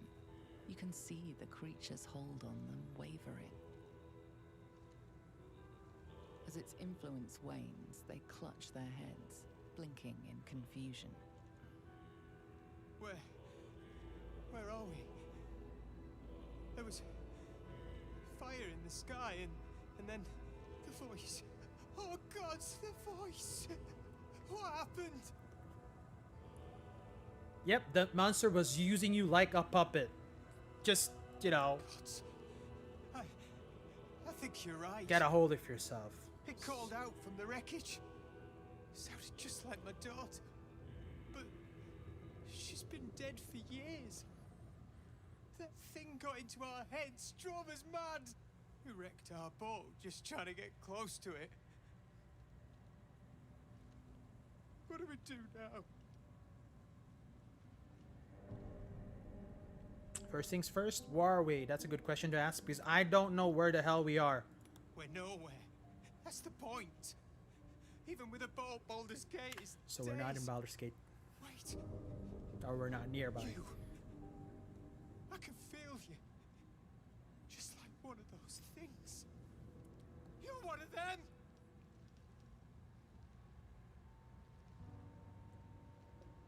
Yes, I saved you from that thing. What the hell is wrong with you? Something in your head. Please. We'll take our chances out here. Just leave us be. He is very ungrateful. Oh well. That's what you get for saving people from mind flayers. Those people. The mind flayer made them its puppet. You approach the dying monster. This is the thing that abducted you. You could end its life here and now. If only you didn't feel compassion. Compassion?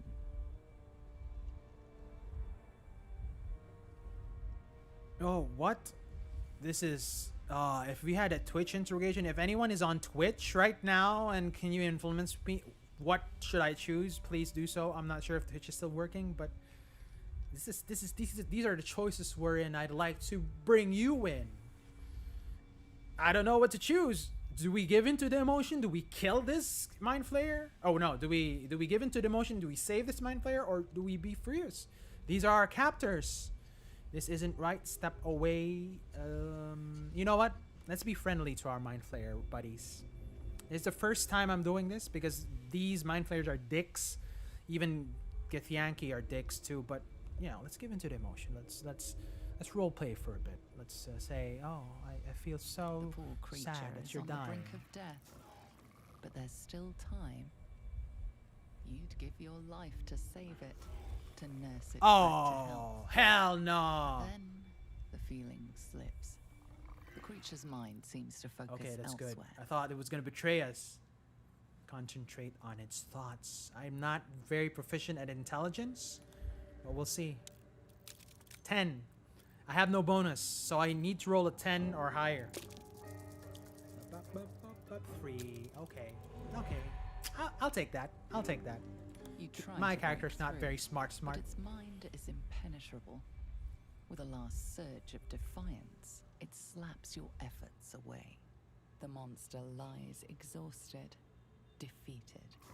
Its eyes, wet orange pearls, radiate malice. Yeah, it was gonna try to betray us if it wasn't weak. It was gonna suck the life out of us. So, sorry, even though I'm compassionate to my master, close those eyes forever. Not on my watch. I'm the captain now.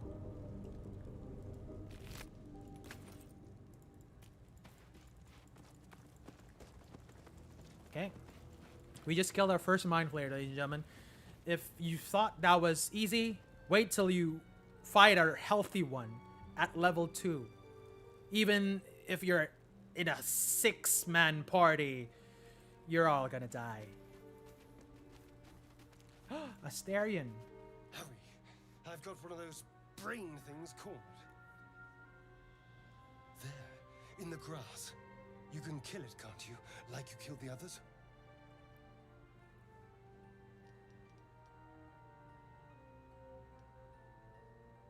Easily stand back. Okay, I will offer my help because I want to be friendly. There. Can you see it? Is he gonna betray us? Oh, it's just Pumbaa. a dumb boar. You're relieved until you see the flash of a dagger. See, like, that's another bug. He was just doing like that and holding.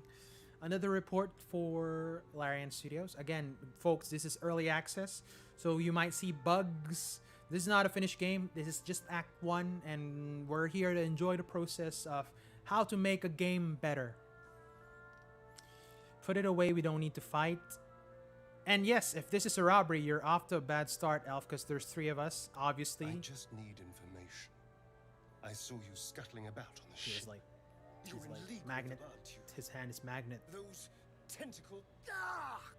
Your mind twists. His hand is pretty You're much like a looking out of magnet. Unfamiliar eyes, prowling, dark, busy. So this guy is also You try infected to by hold the memory, the but mind it flayer. fades to the worm, the light, the fear. What was that? What's going on? You're also infected, buddy. It's the mind flayer's worm. It connected us. Of course. That explains things somewhat. And to think, I was ready to decorate the ground with your innards. Apologies.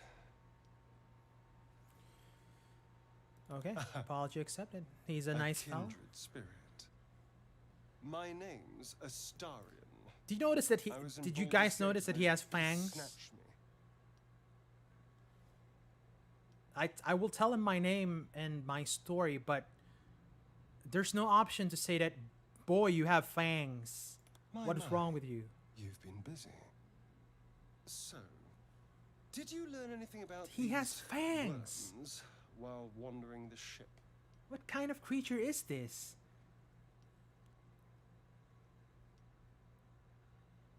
I know we don't want them in our heads. Yes. No. Of that much we can be certain. These worms are already affecting me. I can feel it. Now, what to do about it? We can start by traveling together because I need an extra member in my party. You know, I'm was not ready sure to if go he's this a alone. frontliner. But maybe sticking with the herd isn't such a bad idea. And anyone that can crash a mind flayer ship and walk away seems like a good person to know. Sounds very snobbish. Very. All right. I accept. Lead on. If you're gonna betray us, might as well do it now because we're gonna F the shit out of you. A rogue. Okay, so we have a rogue, we have a cleric, we have a warlock, and we have a wizard. Like Harry Potter.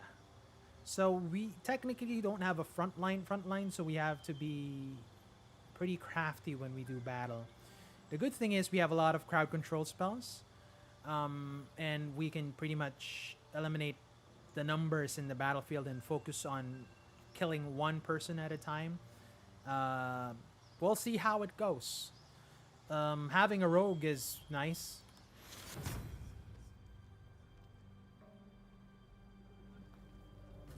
Two spellcasters, technically 3 with a hybrid spellcaster and a rogue.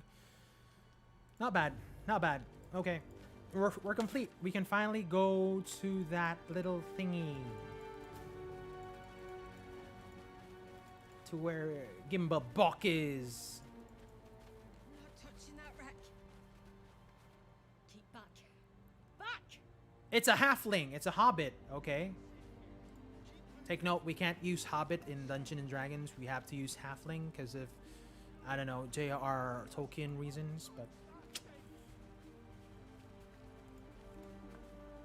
Umberly speed you on your way. Won't trouble you any further. Umberly. Umberly is a lord, is a god. Please, way. We're building a raft. We'll bloody swim if need be. Just leave us be. Touching that wreck. Okay. Not even looking at it. Maybe I should. Oh, a repair hammer? Okay, I thought it was a repair hammer. It's just a hammer. Go ahead. I'm listening. Did I just talk to you? No, I wasn't talking to you. I was getting the hammer. Jeez. What's wrong with you? Okay, let's do this. I think we're all set for... We haven't explored this yet. Yep, let's explore the northern part. See what happens.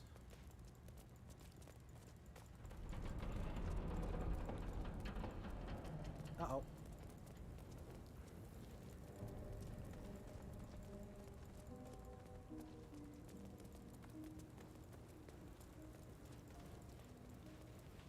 What? There we go. Glitches and whatnot. And I'm burning. Ugh, I hate burning. 11. Seems like we gotta rest again. I hope there's a medium encounter here that we can just pretty much ace. That goblin. Does not bode well for us. When there's dead goblins inside, there may be enemies. But there is flame. Should we just jump the F here, or should we just... Let's jump. Let's activate the turn-based system, because we don't want any glitches. We jump. Everyone's gonna jump. Oh, we're gonna burn if we jump from here. Unless we control... Sorry. Shift space. We control whoever this is, Astarion. Then we start the turn on him.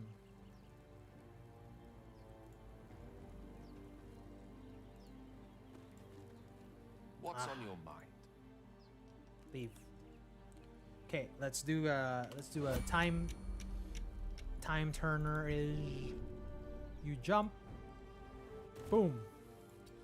You go there and then you end your turn. Similarly to Shadowheart, she will jump again. There we go. Because we don't want to get burned. End the turn. This is what I like about the turn-based system of this. Very different from Divinity. Oh, did we just leave turn-based mode? No. I wanted to complete turn-based mode. But, anyways, I think we can jump without activating turn-based mode. He got burned, see?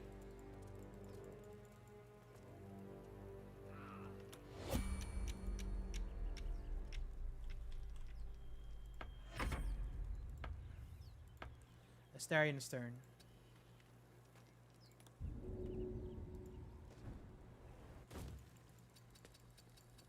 Okay. Whew. But I should have been at full HP, but I'm burning. I burn.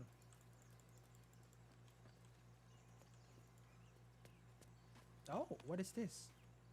Zoru was right. Yellow as a toad and twice as ugly.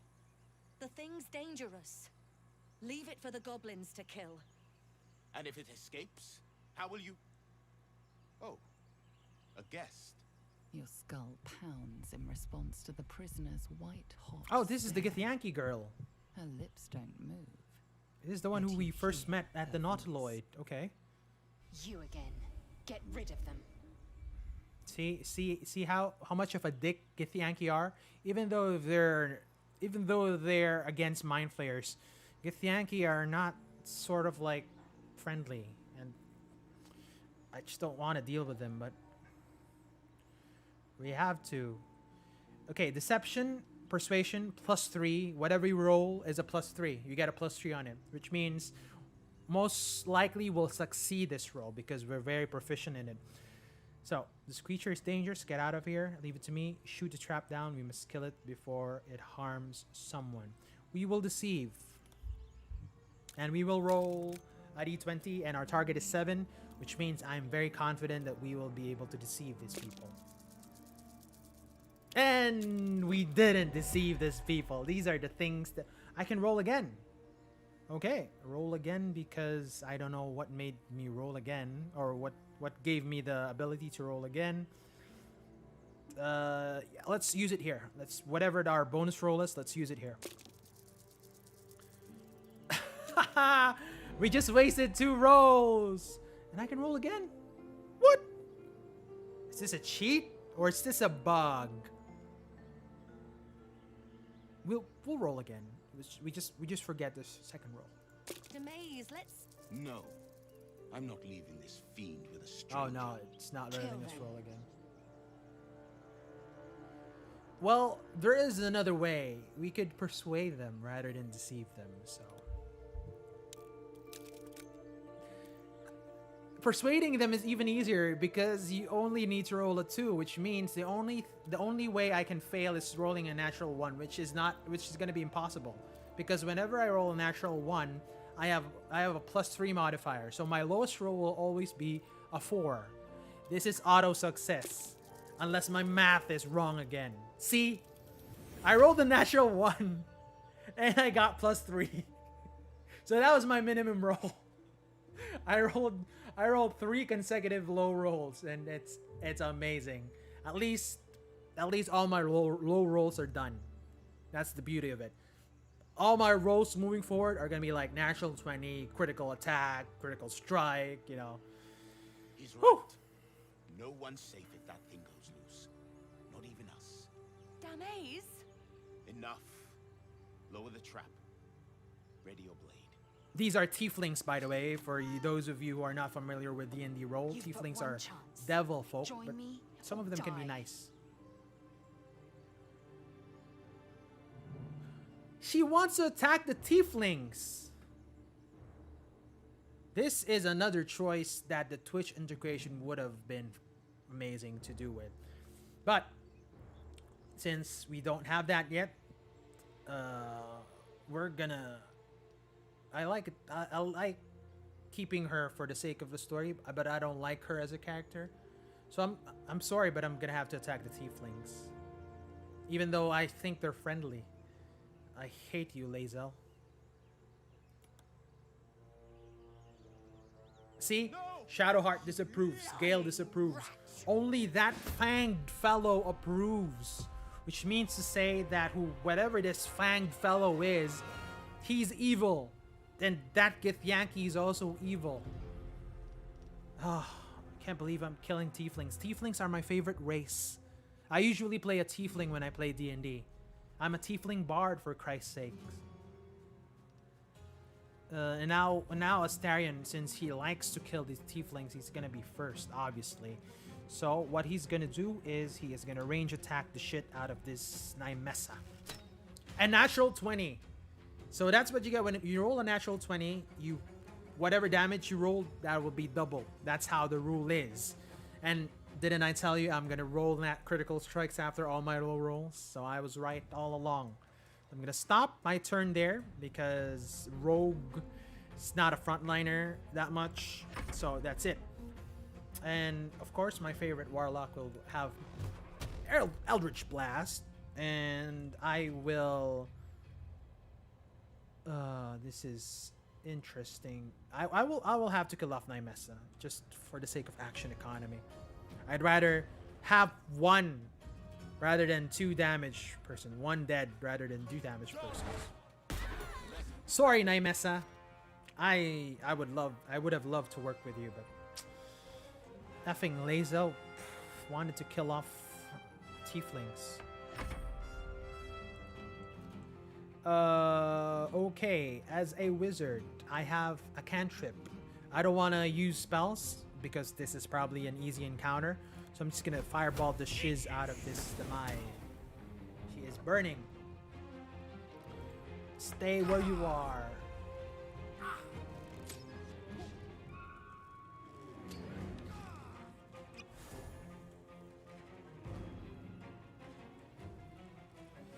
Okay, Shadowheart will have Sacred Flame as a cantrip. Oh, it's not a cantrip. Is it a cantrip? It is a cantrip. Sorry, I thought it was not a cantrip. Sorry. So I can keep on using Sacred Flame. 60% to hit. Oh.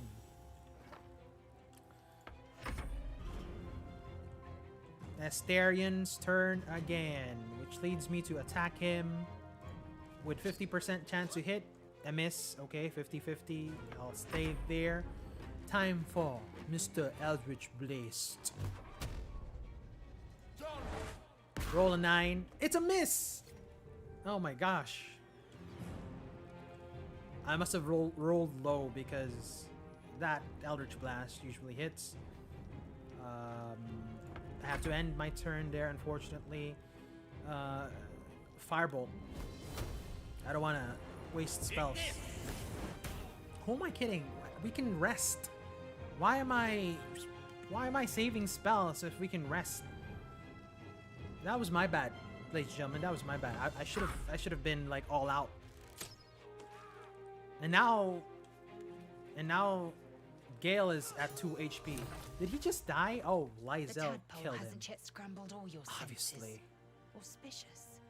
But the longer we wait, the more it consumes. I hate you. My people possess the cure for this infection. I must find a creche. You will join me. Lies. Just get rid of her. See, if I were to choose between Shadowheart or Lysel, I would have. Oh gosh, it's. But obviously, Lysel is important to the story because she's a Githyanki. But again, D&D is all about freedom of choice. You don't need Lysel. It's just that I feel sort of a connection with her because she's a Githyanki and she's probably important to the story. What is a creche? It is many things. A hatchery, a training grounds, a shelter. Githyanki protocol is clear. When infected with a Ghaik tadpole, we must report to a caretaker for purification.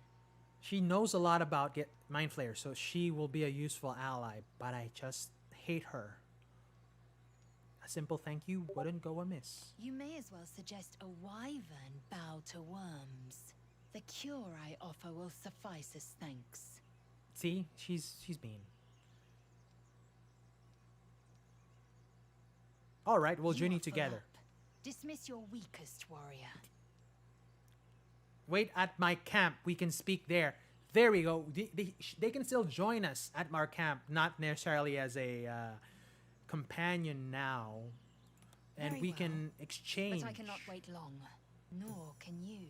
Oh, I can use her as my frontliner and get rid of my rogue fang person. Okay, let's do this. Let us try to explore the northern part. I think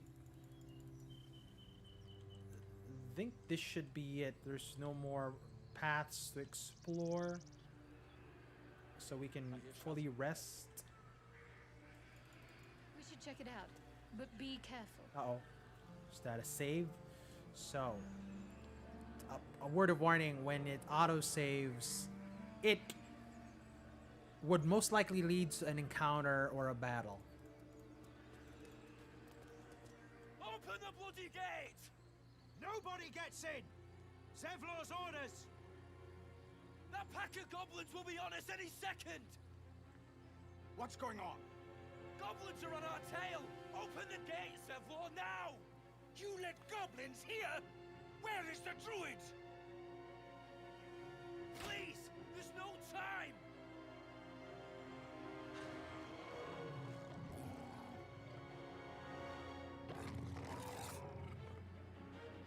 By the nine hells! Open the gates!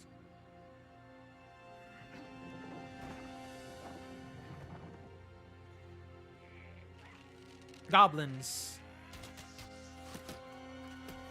See, there's another tiefling there. This time, I would love to save this tiefling.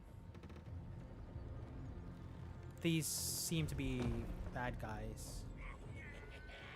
Oh no, sorry, this ones. These, the orc one, the goblin ones. Okay. I have a 2 HP wizard, which is okay because that's a lot of people in the initiative order. If you can see the initiative order, that's a lot of people. some of them are allies, but that's still a lot. Okay, let's see. How can we help? We can help by range attacking this goblin tracker. Boom, boom. And I guess we can push.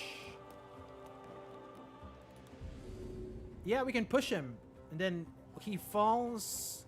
He's probably dead if he falls. Bam, and he dead. That was a good combo.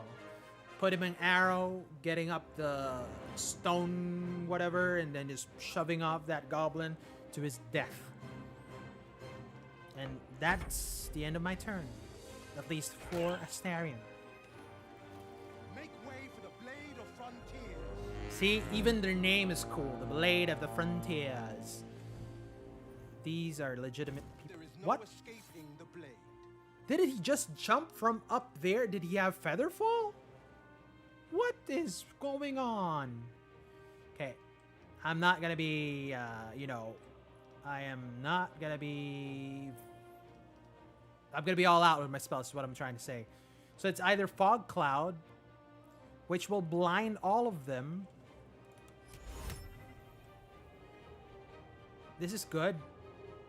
Because Sleep, I think, yeah, they're pretty much high HP. The way Sleep works in D&D is you target the lowest HP, but I don't think the lowest HP is very low. It's only 12. So the only possibility for the Sleep to affect this group is when I target here, and it's gonna be probably that guy who's only gonna be able to sleep.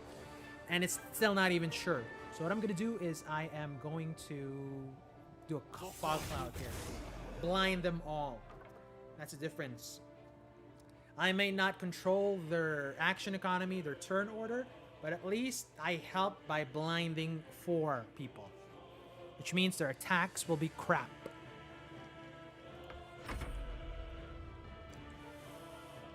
My friend. So there are 4 blinded. I guess by law of elimination, I can kill Goblin Booyog with my Eldritch Blast because he's only at 9 HP. So if I roll really high, this is a sure kill. 5 and 3, 8. I only need 1 more to kill him, but that's okay. That's okay. It is what it is.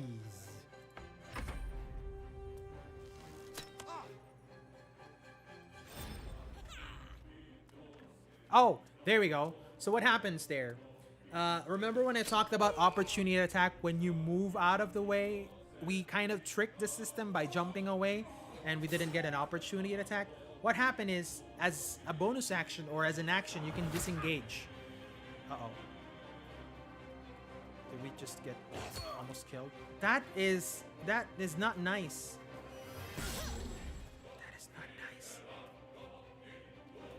Anyways, disengaging is something to the effect that you won't get any opportunity attacks on you. You won't get any reactionary attacks on you, pretty much. So you can move freely out of the way, but you use an action. Which doesn't make sense because you can jump out of the way. We just discovered that, so it's amazing. It's a good cheese.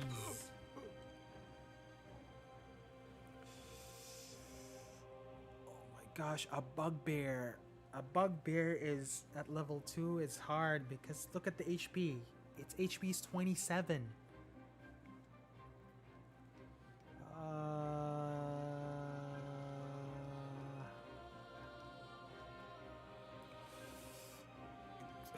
Damaging won't do any good, so I might as well just heal my wizard because my wizard is almost about to die. I hope I did the right choice. 4 is not that much of a help, but that was a bonus action, so I can actually do 1 more Bane so that they will have a hard time hitting us. That's the only thing I can do. Bane.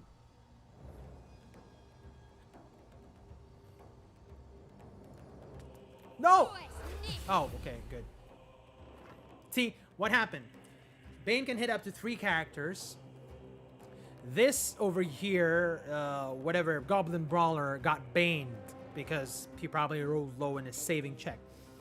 These other 2, who were really my objective, passed the saving throw, meaning they rolled higher than what my difficulty check for my spell is, for the Bane spell is. So since they rolled higher, they basically rolled their saving throw. They got saved from whatever that Bane effect is. Not a good story for me, because I am with a party of casters and very squishy people in front of a warg and a bugbear. So again, we're in this situation earlier. We're most likely gonna die.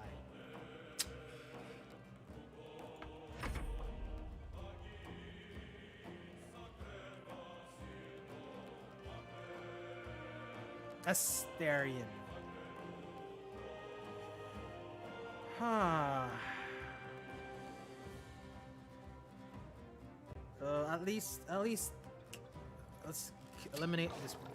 See, that was a miss. A miss. That was a 91% chance to hit. So I must have rolled a natural 1 or a 2 or something. This is going bad for me. It's a good thing that the Shield of the Frontier is very strong. Action Surge is for fighters. It's basically an additional turn when you do an Action Surge.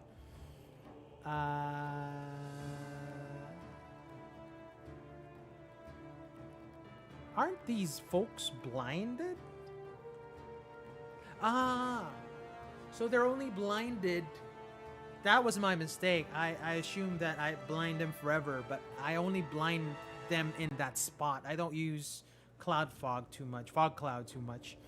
So that was my mistake. I thought I would have blinded them forever, at least for a number of turns. However, I don't bonus action. Is there any bonus action I can do?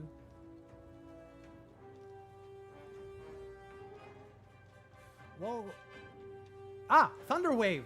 Thunder Wave to push you back. Come on. What? Saving throw. It doesn't. So the pushback doesn't apply because again the ward passed his saving throw. Freaking not doing well. Okay, my crowd controller. Dissonant Whisper. Tasha's hideous laughter. Inflict a creature.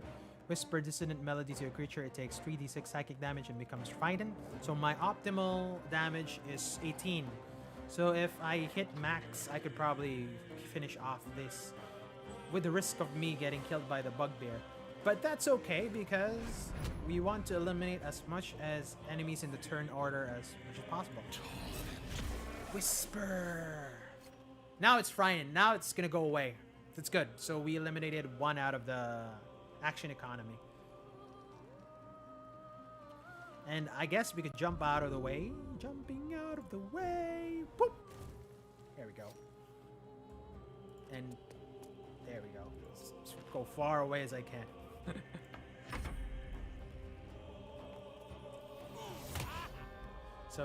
So my half drow just whispered sweet nothings to the warg. And now the warg is dead. Thank you, Shield of the Frontier person. See, that was an opportunity attack because he moved, but he missed. And now my wizard is dying. He's not gonna die until he rolls 3 death saving throws. Oh, or fails 3 death saving throws. Or if I help.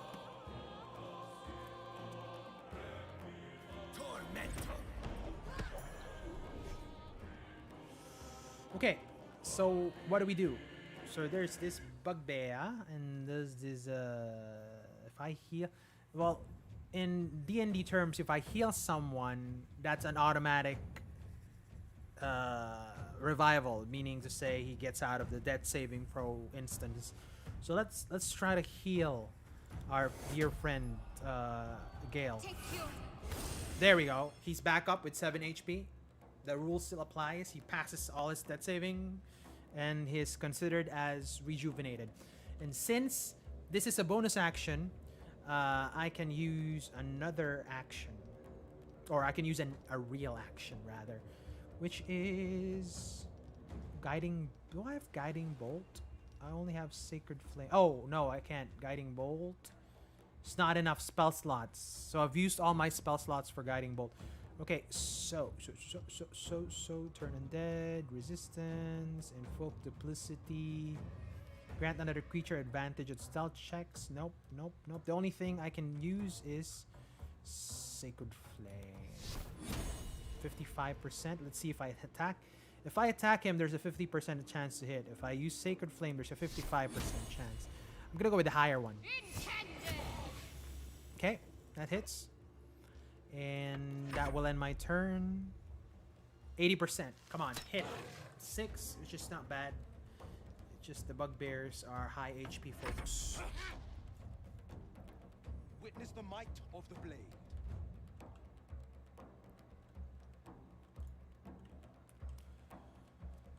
Come on, come on.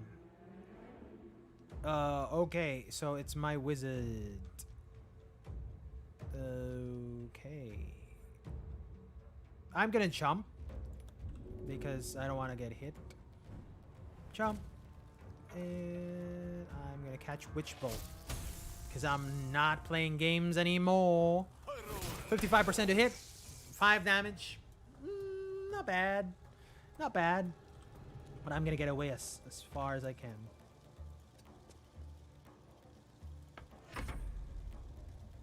Tav. So, 11 HP.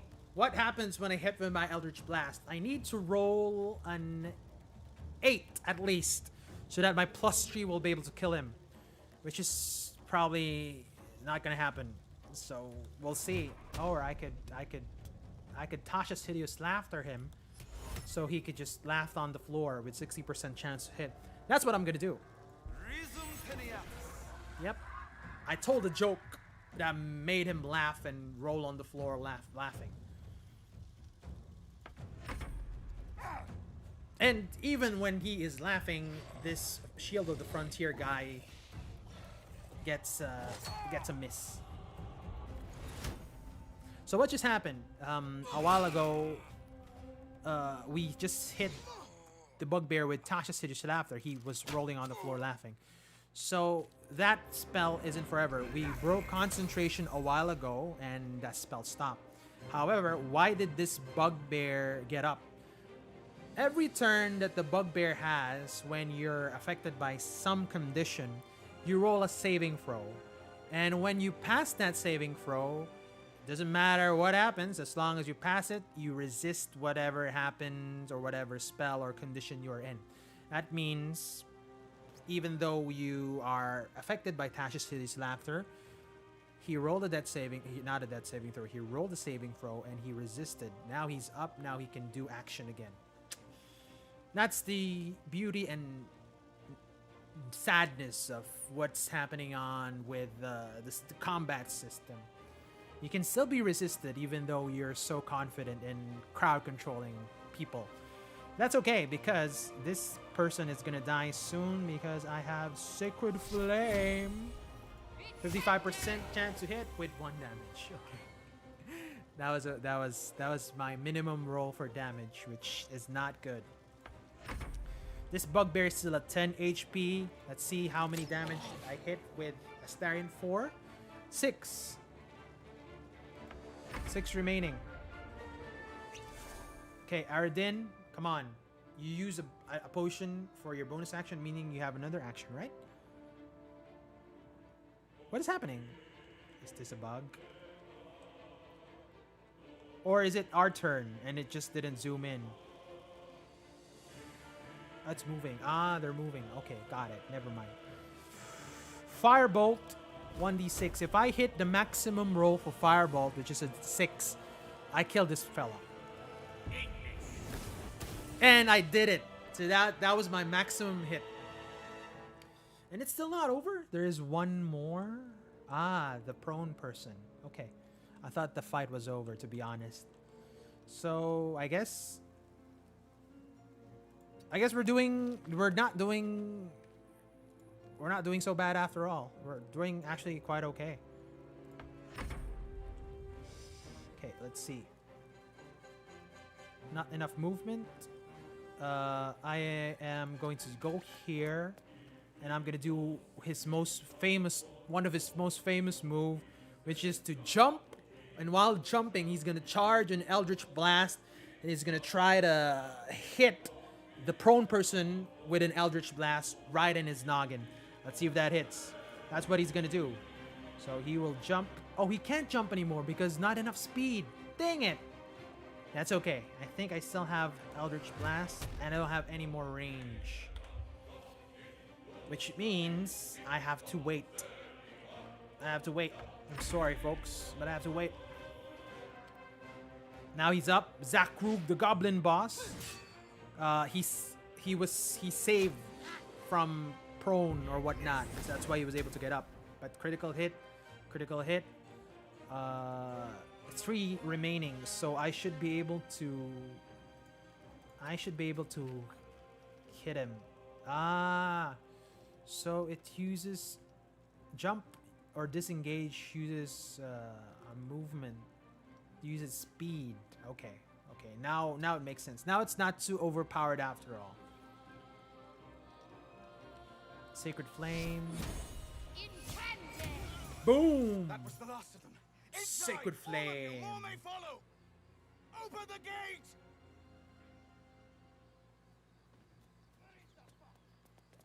Okay, we're gonna rest because I want my party to be full HP, and I want a fighter. I want that Githyanki fighter, even though I hate the guts out of her. Because my current party is a warlock, a wizard, 2 spellcasters, a cleric, which is another hybrid spellcaster, and a rogue. Not very optimized in my opinion. It's very good long range, but when shit hits the fan and melee characters surround you, you're dead fish. You're a fish out of water, pretty much. So what I'm gonna do, I'm gonna trade the Fang person rogue with at least a fighter. I don't want to lose the wizard because I like spellcasting. So I'm gonna go to camp. I am going to dismiss Asterion, unfortunately. You're staring at me again. What do you want? You know why I'm staring at you? Because you have fangs, brother. I don't know what's wrong with you. I think it's better for you to stay here in camp for a while. Darling, I'm Good hurt. sir. I thought we had something special. And you're definitely gonna stay. I guess I'll spend my evenings lounging here. Well, Yep, you do that. The hard work. You do that. It sounds awful. Yes, it does sound awful, but you do that. Okay, so. Lae'zel. Chatter already, Tusky. I'd like you to join me, It is even though I done. really don't like you to join me. Okay, she is a fighter. She is a fighter. So if we need her. We need her. We need a front line. We need a tankish kind of person. And her passives are defense, so you gain a +1 bonus in armor class. So it's harder to hit you when you do that. When you have more AC or armor class rather. Great weapon fighting is also good. So when you roll a 1 or a 2 on damage die for an attack with a 2-handed melee weapon, you can reroll the die. So it's really giving you more chances to hit. Protection is another one of my favorites. When you have a shield, you impose disadvantage on enemy who attacks one of your allies when you're within 1.5 meters. So you're more of like a protection. You don't go in the front line too much, especially if you're in with casters. You just defend them pretty much. But since I'm rolling for someone who would be more aggressive, I will be going with defense rather than protection. Wait, Two weapon fighting style. Two weapons, nah. Archery, you know, let's go with defense. That's usually a safe bet. Even in D&D tabletop, defense is one of the optimal choices. Okay, time to rest. See where we get at it. Thank you guys for joining and for staying in the stream. This is what you're seeing is the first look on Baldur's Gate 3.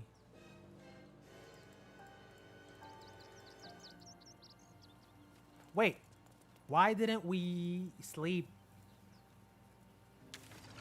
No, we should sleep. We should end the day. Oh no! Don't tell me sleeping is also limited. Or should I click the campfire? It's limited.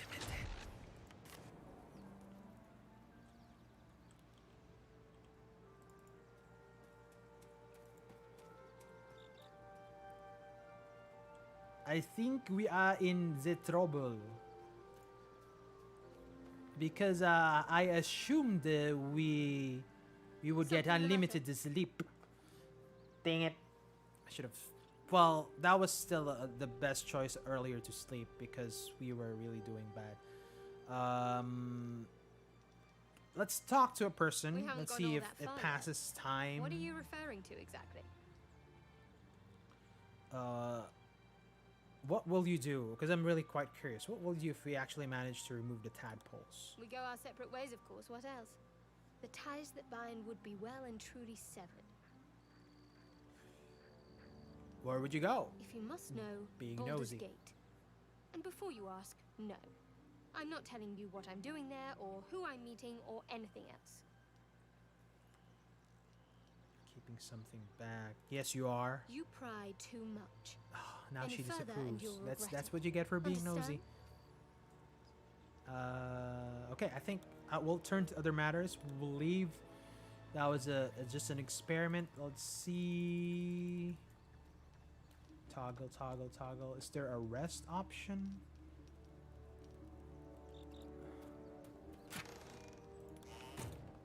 I assume this is the storage box.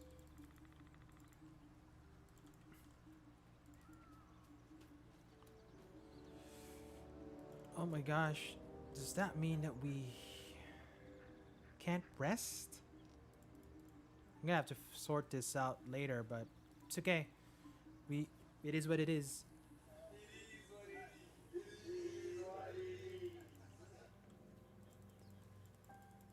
No more rest for us. We're gonna be inside this fortress, whatever that is, with limited spell slots, with HP, but at least we still have a fighter that can pretty much be the tank. Okay, so there is a option here to go underneath. It's locked. Should have I just brought Astarion because he can pretty much gosh, okay. Eldritch Blast. Nothing. Okay, that's it. Attack. Nope. You need someone with sleight of hand to open that up. That's okay. It seems we are gonna be more of in your face style then.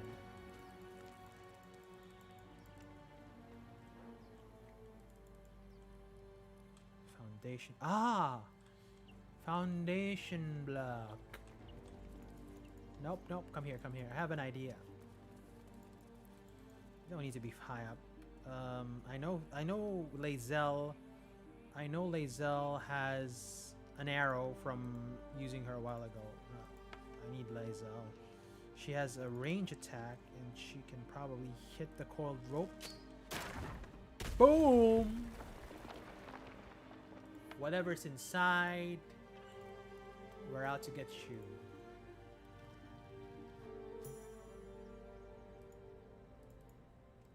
Okay, bed chamber.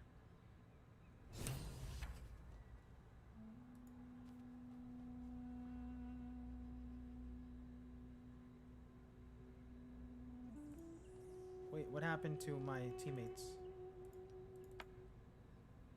Oh, so you can shift scene. So it's not... So we have... Okay. So we can do that. Okay, so you have to do that one at a time. Okay. That could work. Dark vision. Okay.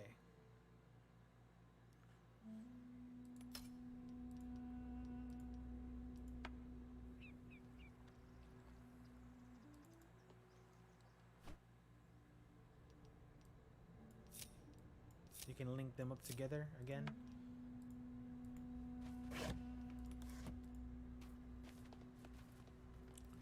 I just really like looting, but it seems like these are the folks that are waiting for us when we killed that person called Bimblebok. And can we surprise them? I'm not quite sure, but I do have Lae'zel, and she is gonna be saving us. I'm gonna save. We're gonna be hiding. Each and every of us is gonna be crouch, crouch, crouch, crouch.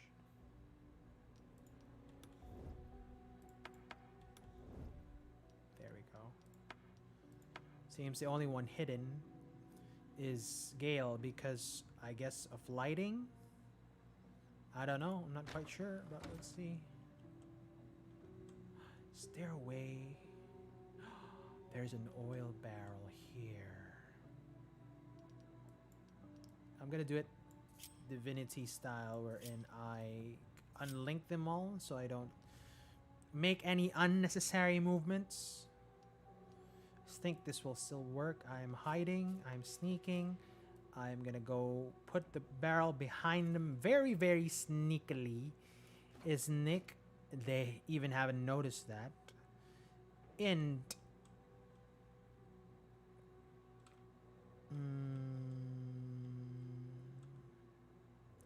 because yeah, from the looks of them, they're pretty much gonna be ambushing me. Sneak, sneak, sneak, sneak, sneak. There we go.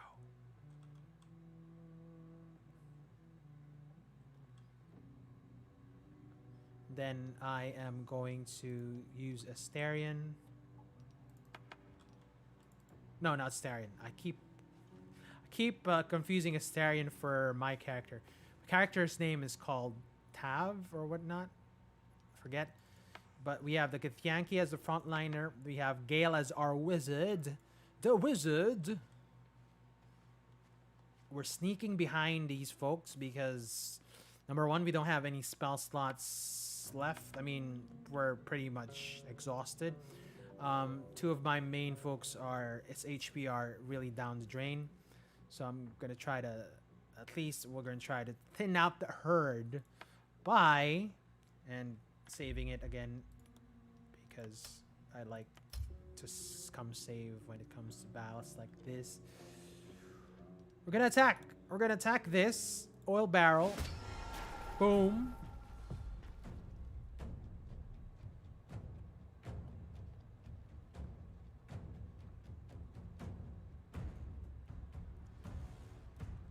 Are you surprised? Oh, they're still hidden. They're still hidden. Oh, this is amazing.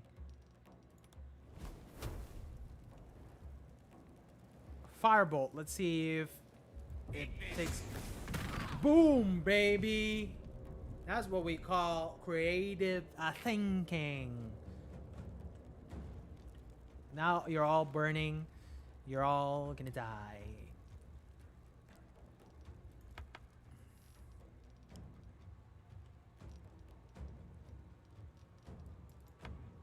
They're still not part of the third order, so it's like Divinity, wherein you can still move freely unless you're in this combat initiative, which is pretty rad, by the way, because in real D&D, in tabletop D&D, it's pretty much once you're in turn order, even though you're far away from the enemy, because of the concept of time, you're pretty much in the turn order, even though what do you do?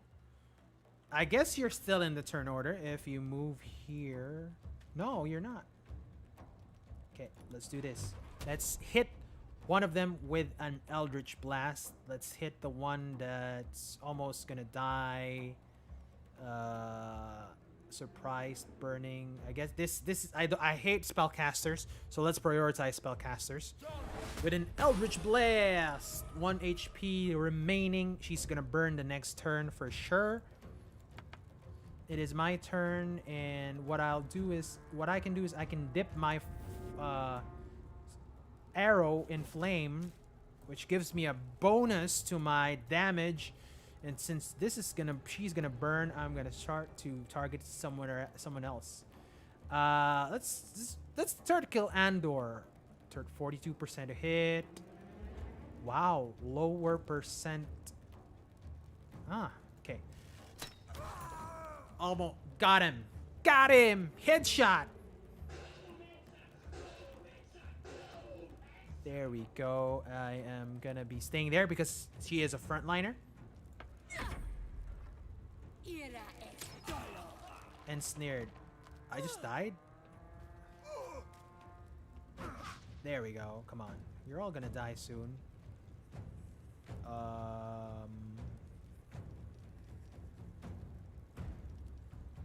Is Shadowheart? Oh, it is. She is part of it.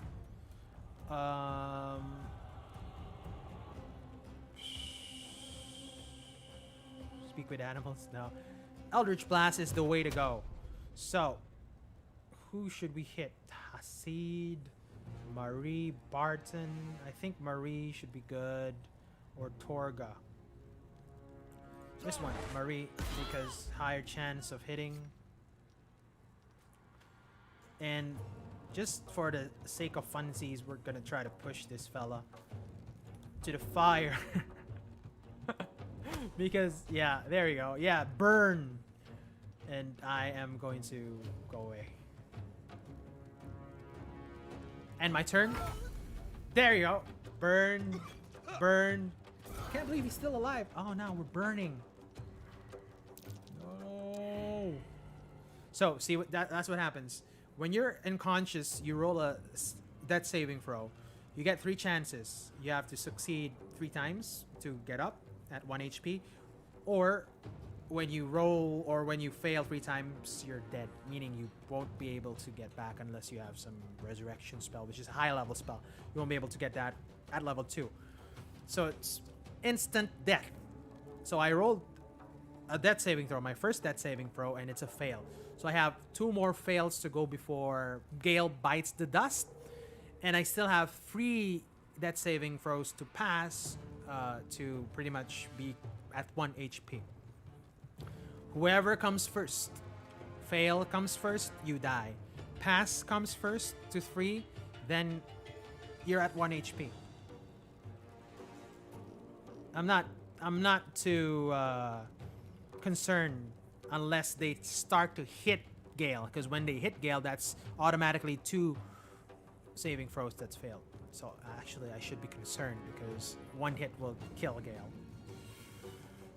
But it is what it is. All right, so what we'll do is we have Jose. We have 2 more left. 30% chance to hit. You know what? I'm gonna go near and I'm gonna hit you with a higher chance, 65% to hit. I missed. Bad roll. I guess I push you away. It's like pushing people away. And there. Really? No opportunity of attack? She's in a good position because she's my frontliner. She can take all the damage she can. My spellcasters might have can't take anymore. I'm gonna try to end it as early as I can by hitting with my favorite Eldritch Blast towards Hasid. Boom! That was good.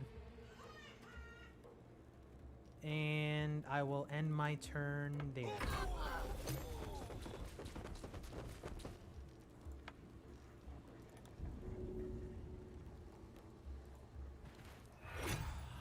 There you go. I helped. What just happened? I helped. Oh, he died. Is he dead?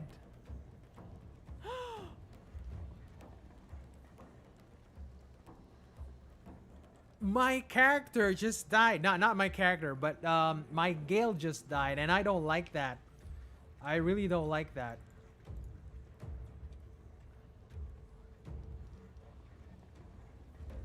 I can't believe he died.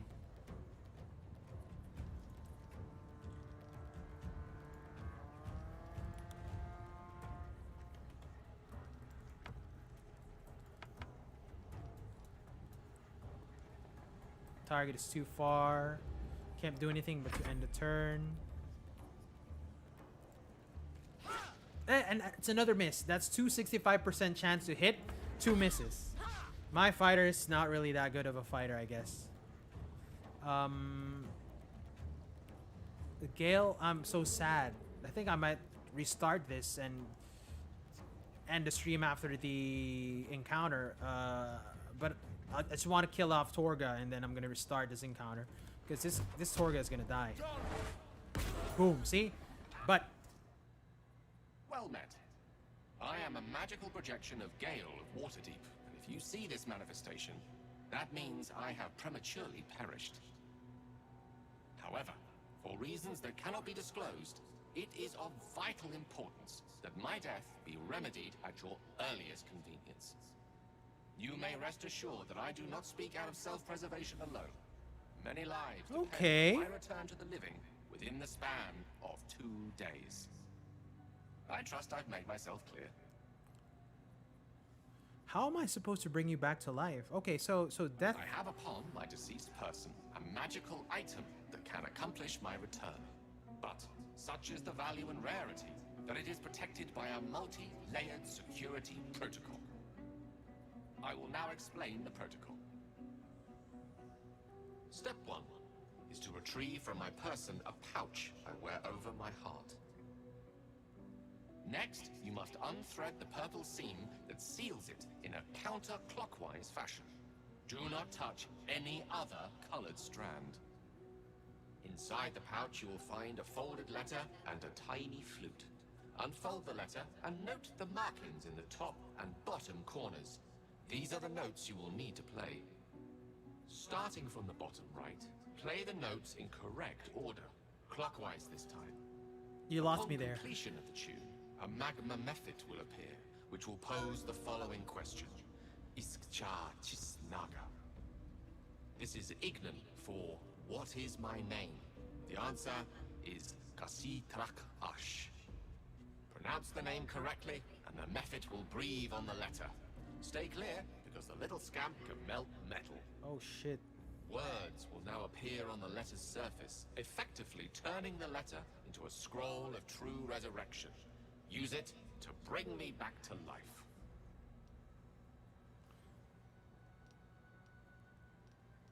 Excellent. Now repeat my instructions back to me. Okay. Please. Repeat the instructions. Seems, notes, names, lot. Okay. In that case, this will be an easy exercise. Step 1.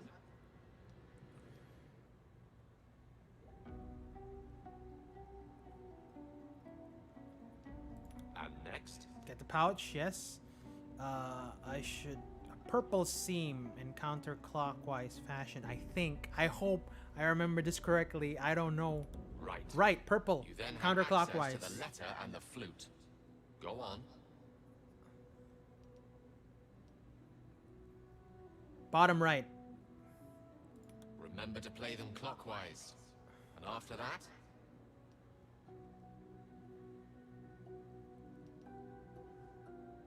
Cash the truck.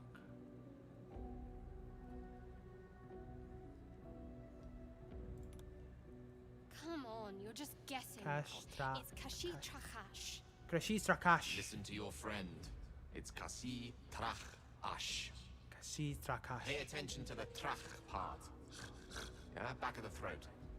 Oh my And gosh. so we have gone through the necessary steps again. Let's hope practice makes perfect in the end. Best of luck with the protocol. May my cold, dead hands soon be refilled with the warmth of life. So I can shake This is yours in amazing. gratitude. I thought I was gonna reset or respawn, but I guess I have to do this. Did I just die again? Oh my gosh!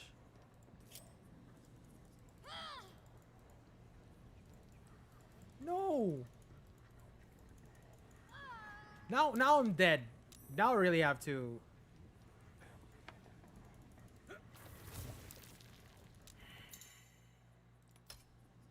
Now my main character is dead. What is happening?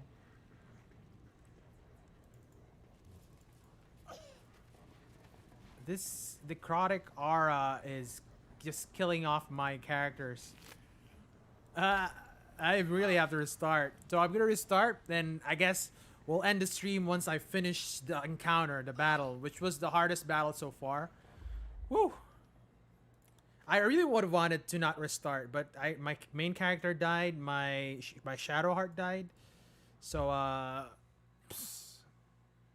because of the necrotic aura that Gale has. That was a surprise for me though. I love that play. If it wasn't for the necrotic aura, I would have continued on. It's a fun game. Thank you for staying with me throughout the stream. I know it's pretty late, but thank you still. And we're gonna finish this last encounter, and then we'll call it a day. And we can beat him. We can beat him. It's just that we have to be careful with our positioning. I am gonna be putting this here too because I don't want any barrel to get burned. We will be staying here. Shadowheart will be staying here since she can be a little bit tanky.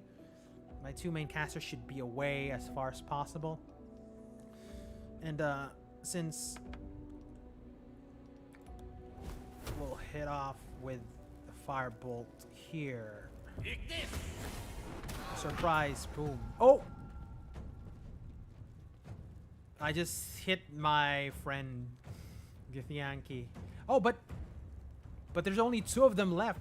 See, that was easier. I should have just hit that barrel with a firebolt and it killed like 3 or 4 of them. See, Marie's dead. Frey's dead. Oh well, that's fun. I am going to be dipping my... Is it my turn? Oh, I'm surprised too. I didn't know that my character can be surprised as well. Firebolt to Barton. And it's a miss even at 56%. That's okay. I'm gonna be staying away because I don't want to repeat the experience of dying again. Did I just die again? Shadowheart? Come on, you're down?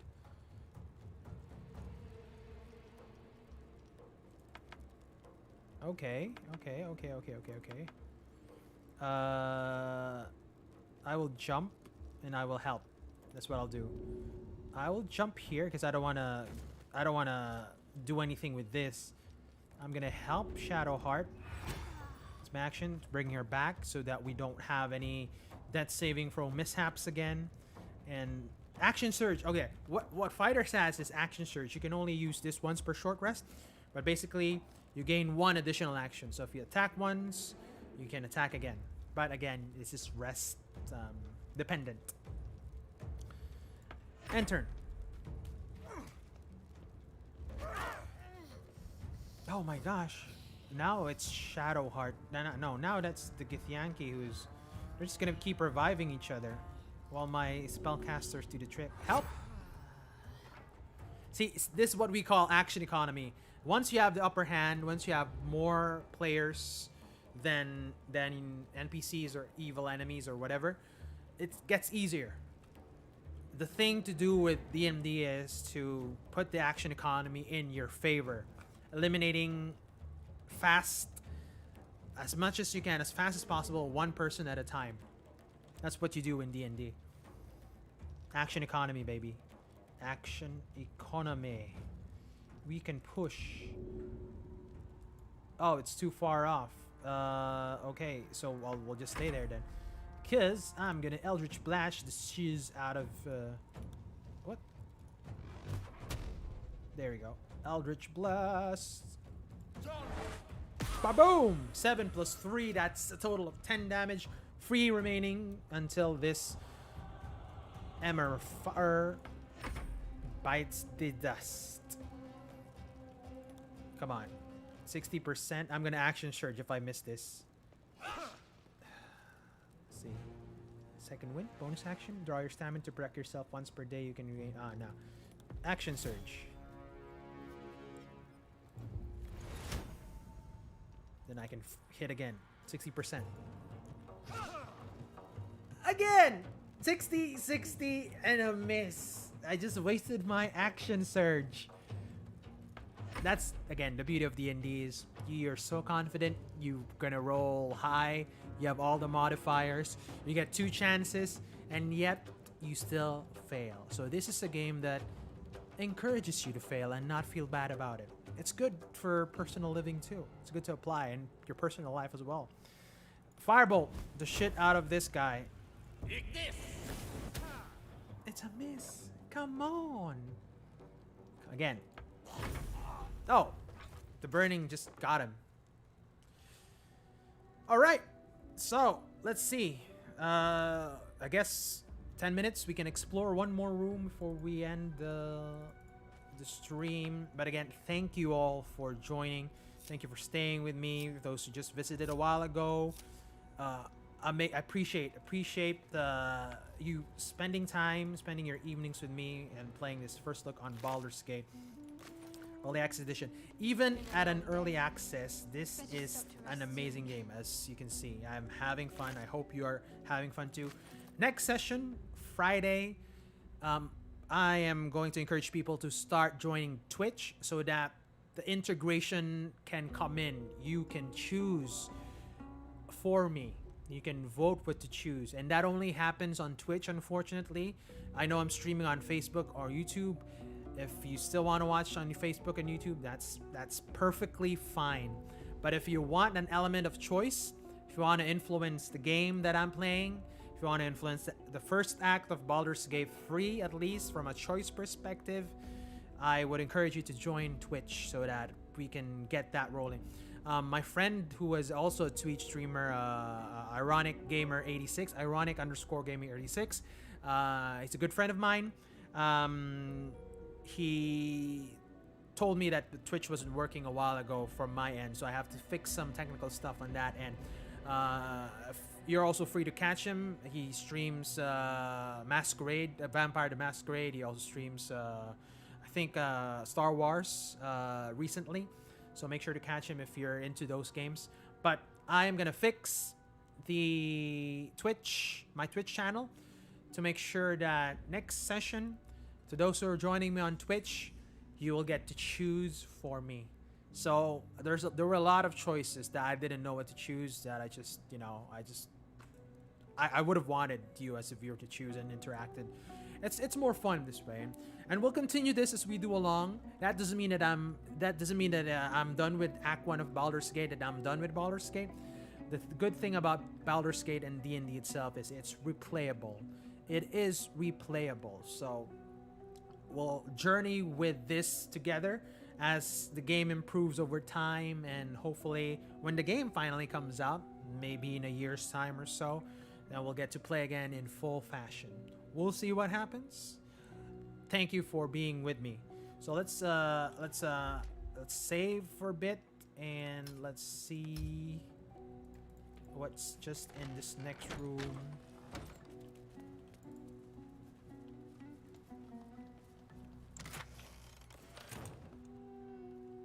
Okay. No more prayers. Only dust. I really want to rest, so I'm probably gonna. Who are those prayers for? Normally the patron Is god there a is way offered, that I can exit not here. this one without doing an encounter again because I really want to rest. And obviously, as you can see from my HP, my fighter, my front line is 1 HP. My cleric, who is a semi-frontliner slash healer, is at 1 HP. My warlock is at 8 HP. My wizard is at 7, which is not very good. The bad thing about that is I'm not sure if I can exit the way I entered. Let's try to see. It's too high. Nope. So the only way out of this is to explore this dungeon, and I am afraid. I'm very, very afraid. Unless this is the exit. Let's see. If so, we'll end the stream there once we exit this. So I'm gonna... No lock, no handle. How does it open? Nope, unfortunately not. No lock, All right. no handle.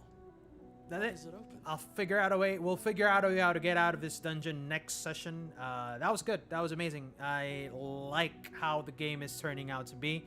And let's save again and let us pretty much go to my fizz screen again. All right. So thank you so much for joining me. Thank you for staying with me. Again, if you want more interactivity, Friday, 7 p.m. to 11 p.m. I will continue this game. I will continue Baldur's Gate 3. Want more choice? You want to make the choice for me? You want to make the decision for me? Log on to Twitch, watch me stream, and then we'll get that interplay ready by then. It should already be ready. I installed the necessary things that I needed to link Baldur's Gate 3 with Twitch. So I'm probably just gonna have to do some technical stuff on how to stream it correctly, rather than have some errors. All right, so thank you so much again, and yeah. Thank you again to all the followers, subscribers. Thank you to Iconic Gamer 86 for helping me out while I was having technical difficulties a while ago. Something went wrong with my camera. Something also went wrong with my game not utilizing GPU, which I solved by restarting. So that's another thing. I should restart my PC or my computer more often than not, because a lot of the things can be solved through restarting it. So that's it. If we're gonna play out our theme song once to exit pretty much the stream, and that theme song is one of my favorites by George R. Martin, which is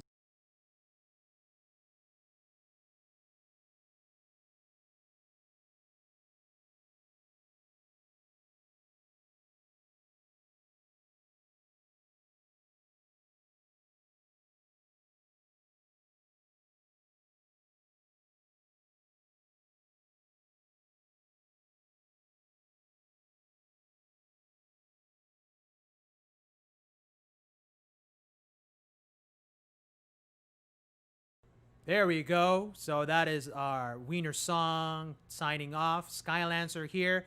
Thank you. See you again on Friday, 7 p.m. sharp. I'll be sharp by next time. I'm not gonna be late. And 7 to 11, we'll journey again. We'll continue journeying through Faerun, through Baldur's Gate 3 Early Access Edition. Cheers, folks. Have a good evening.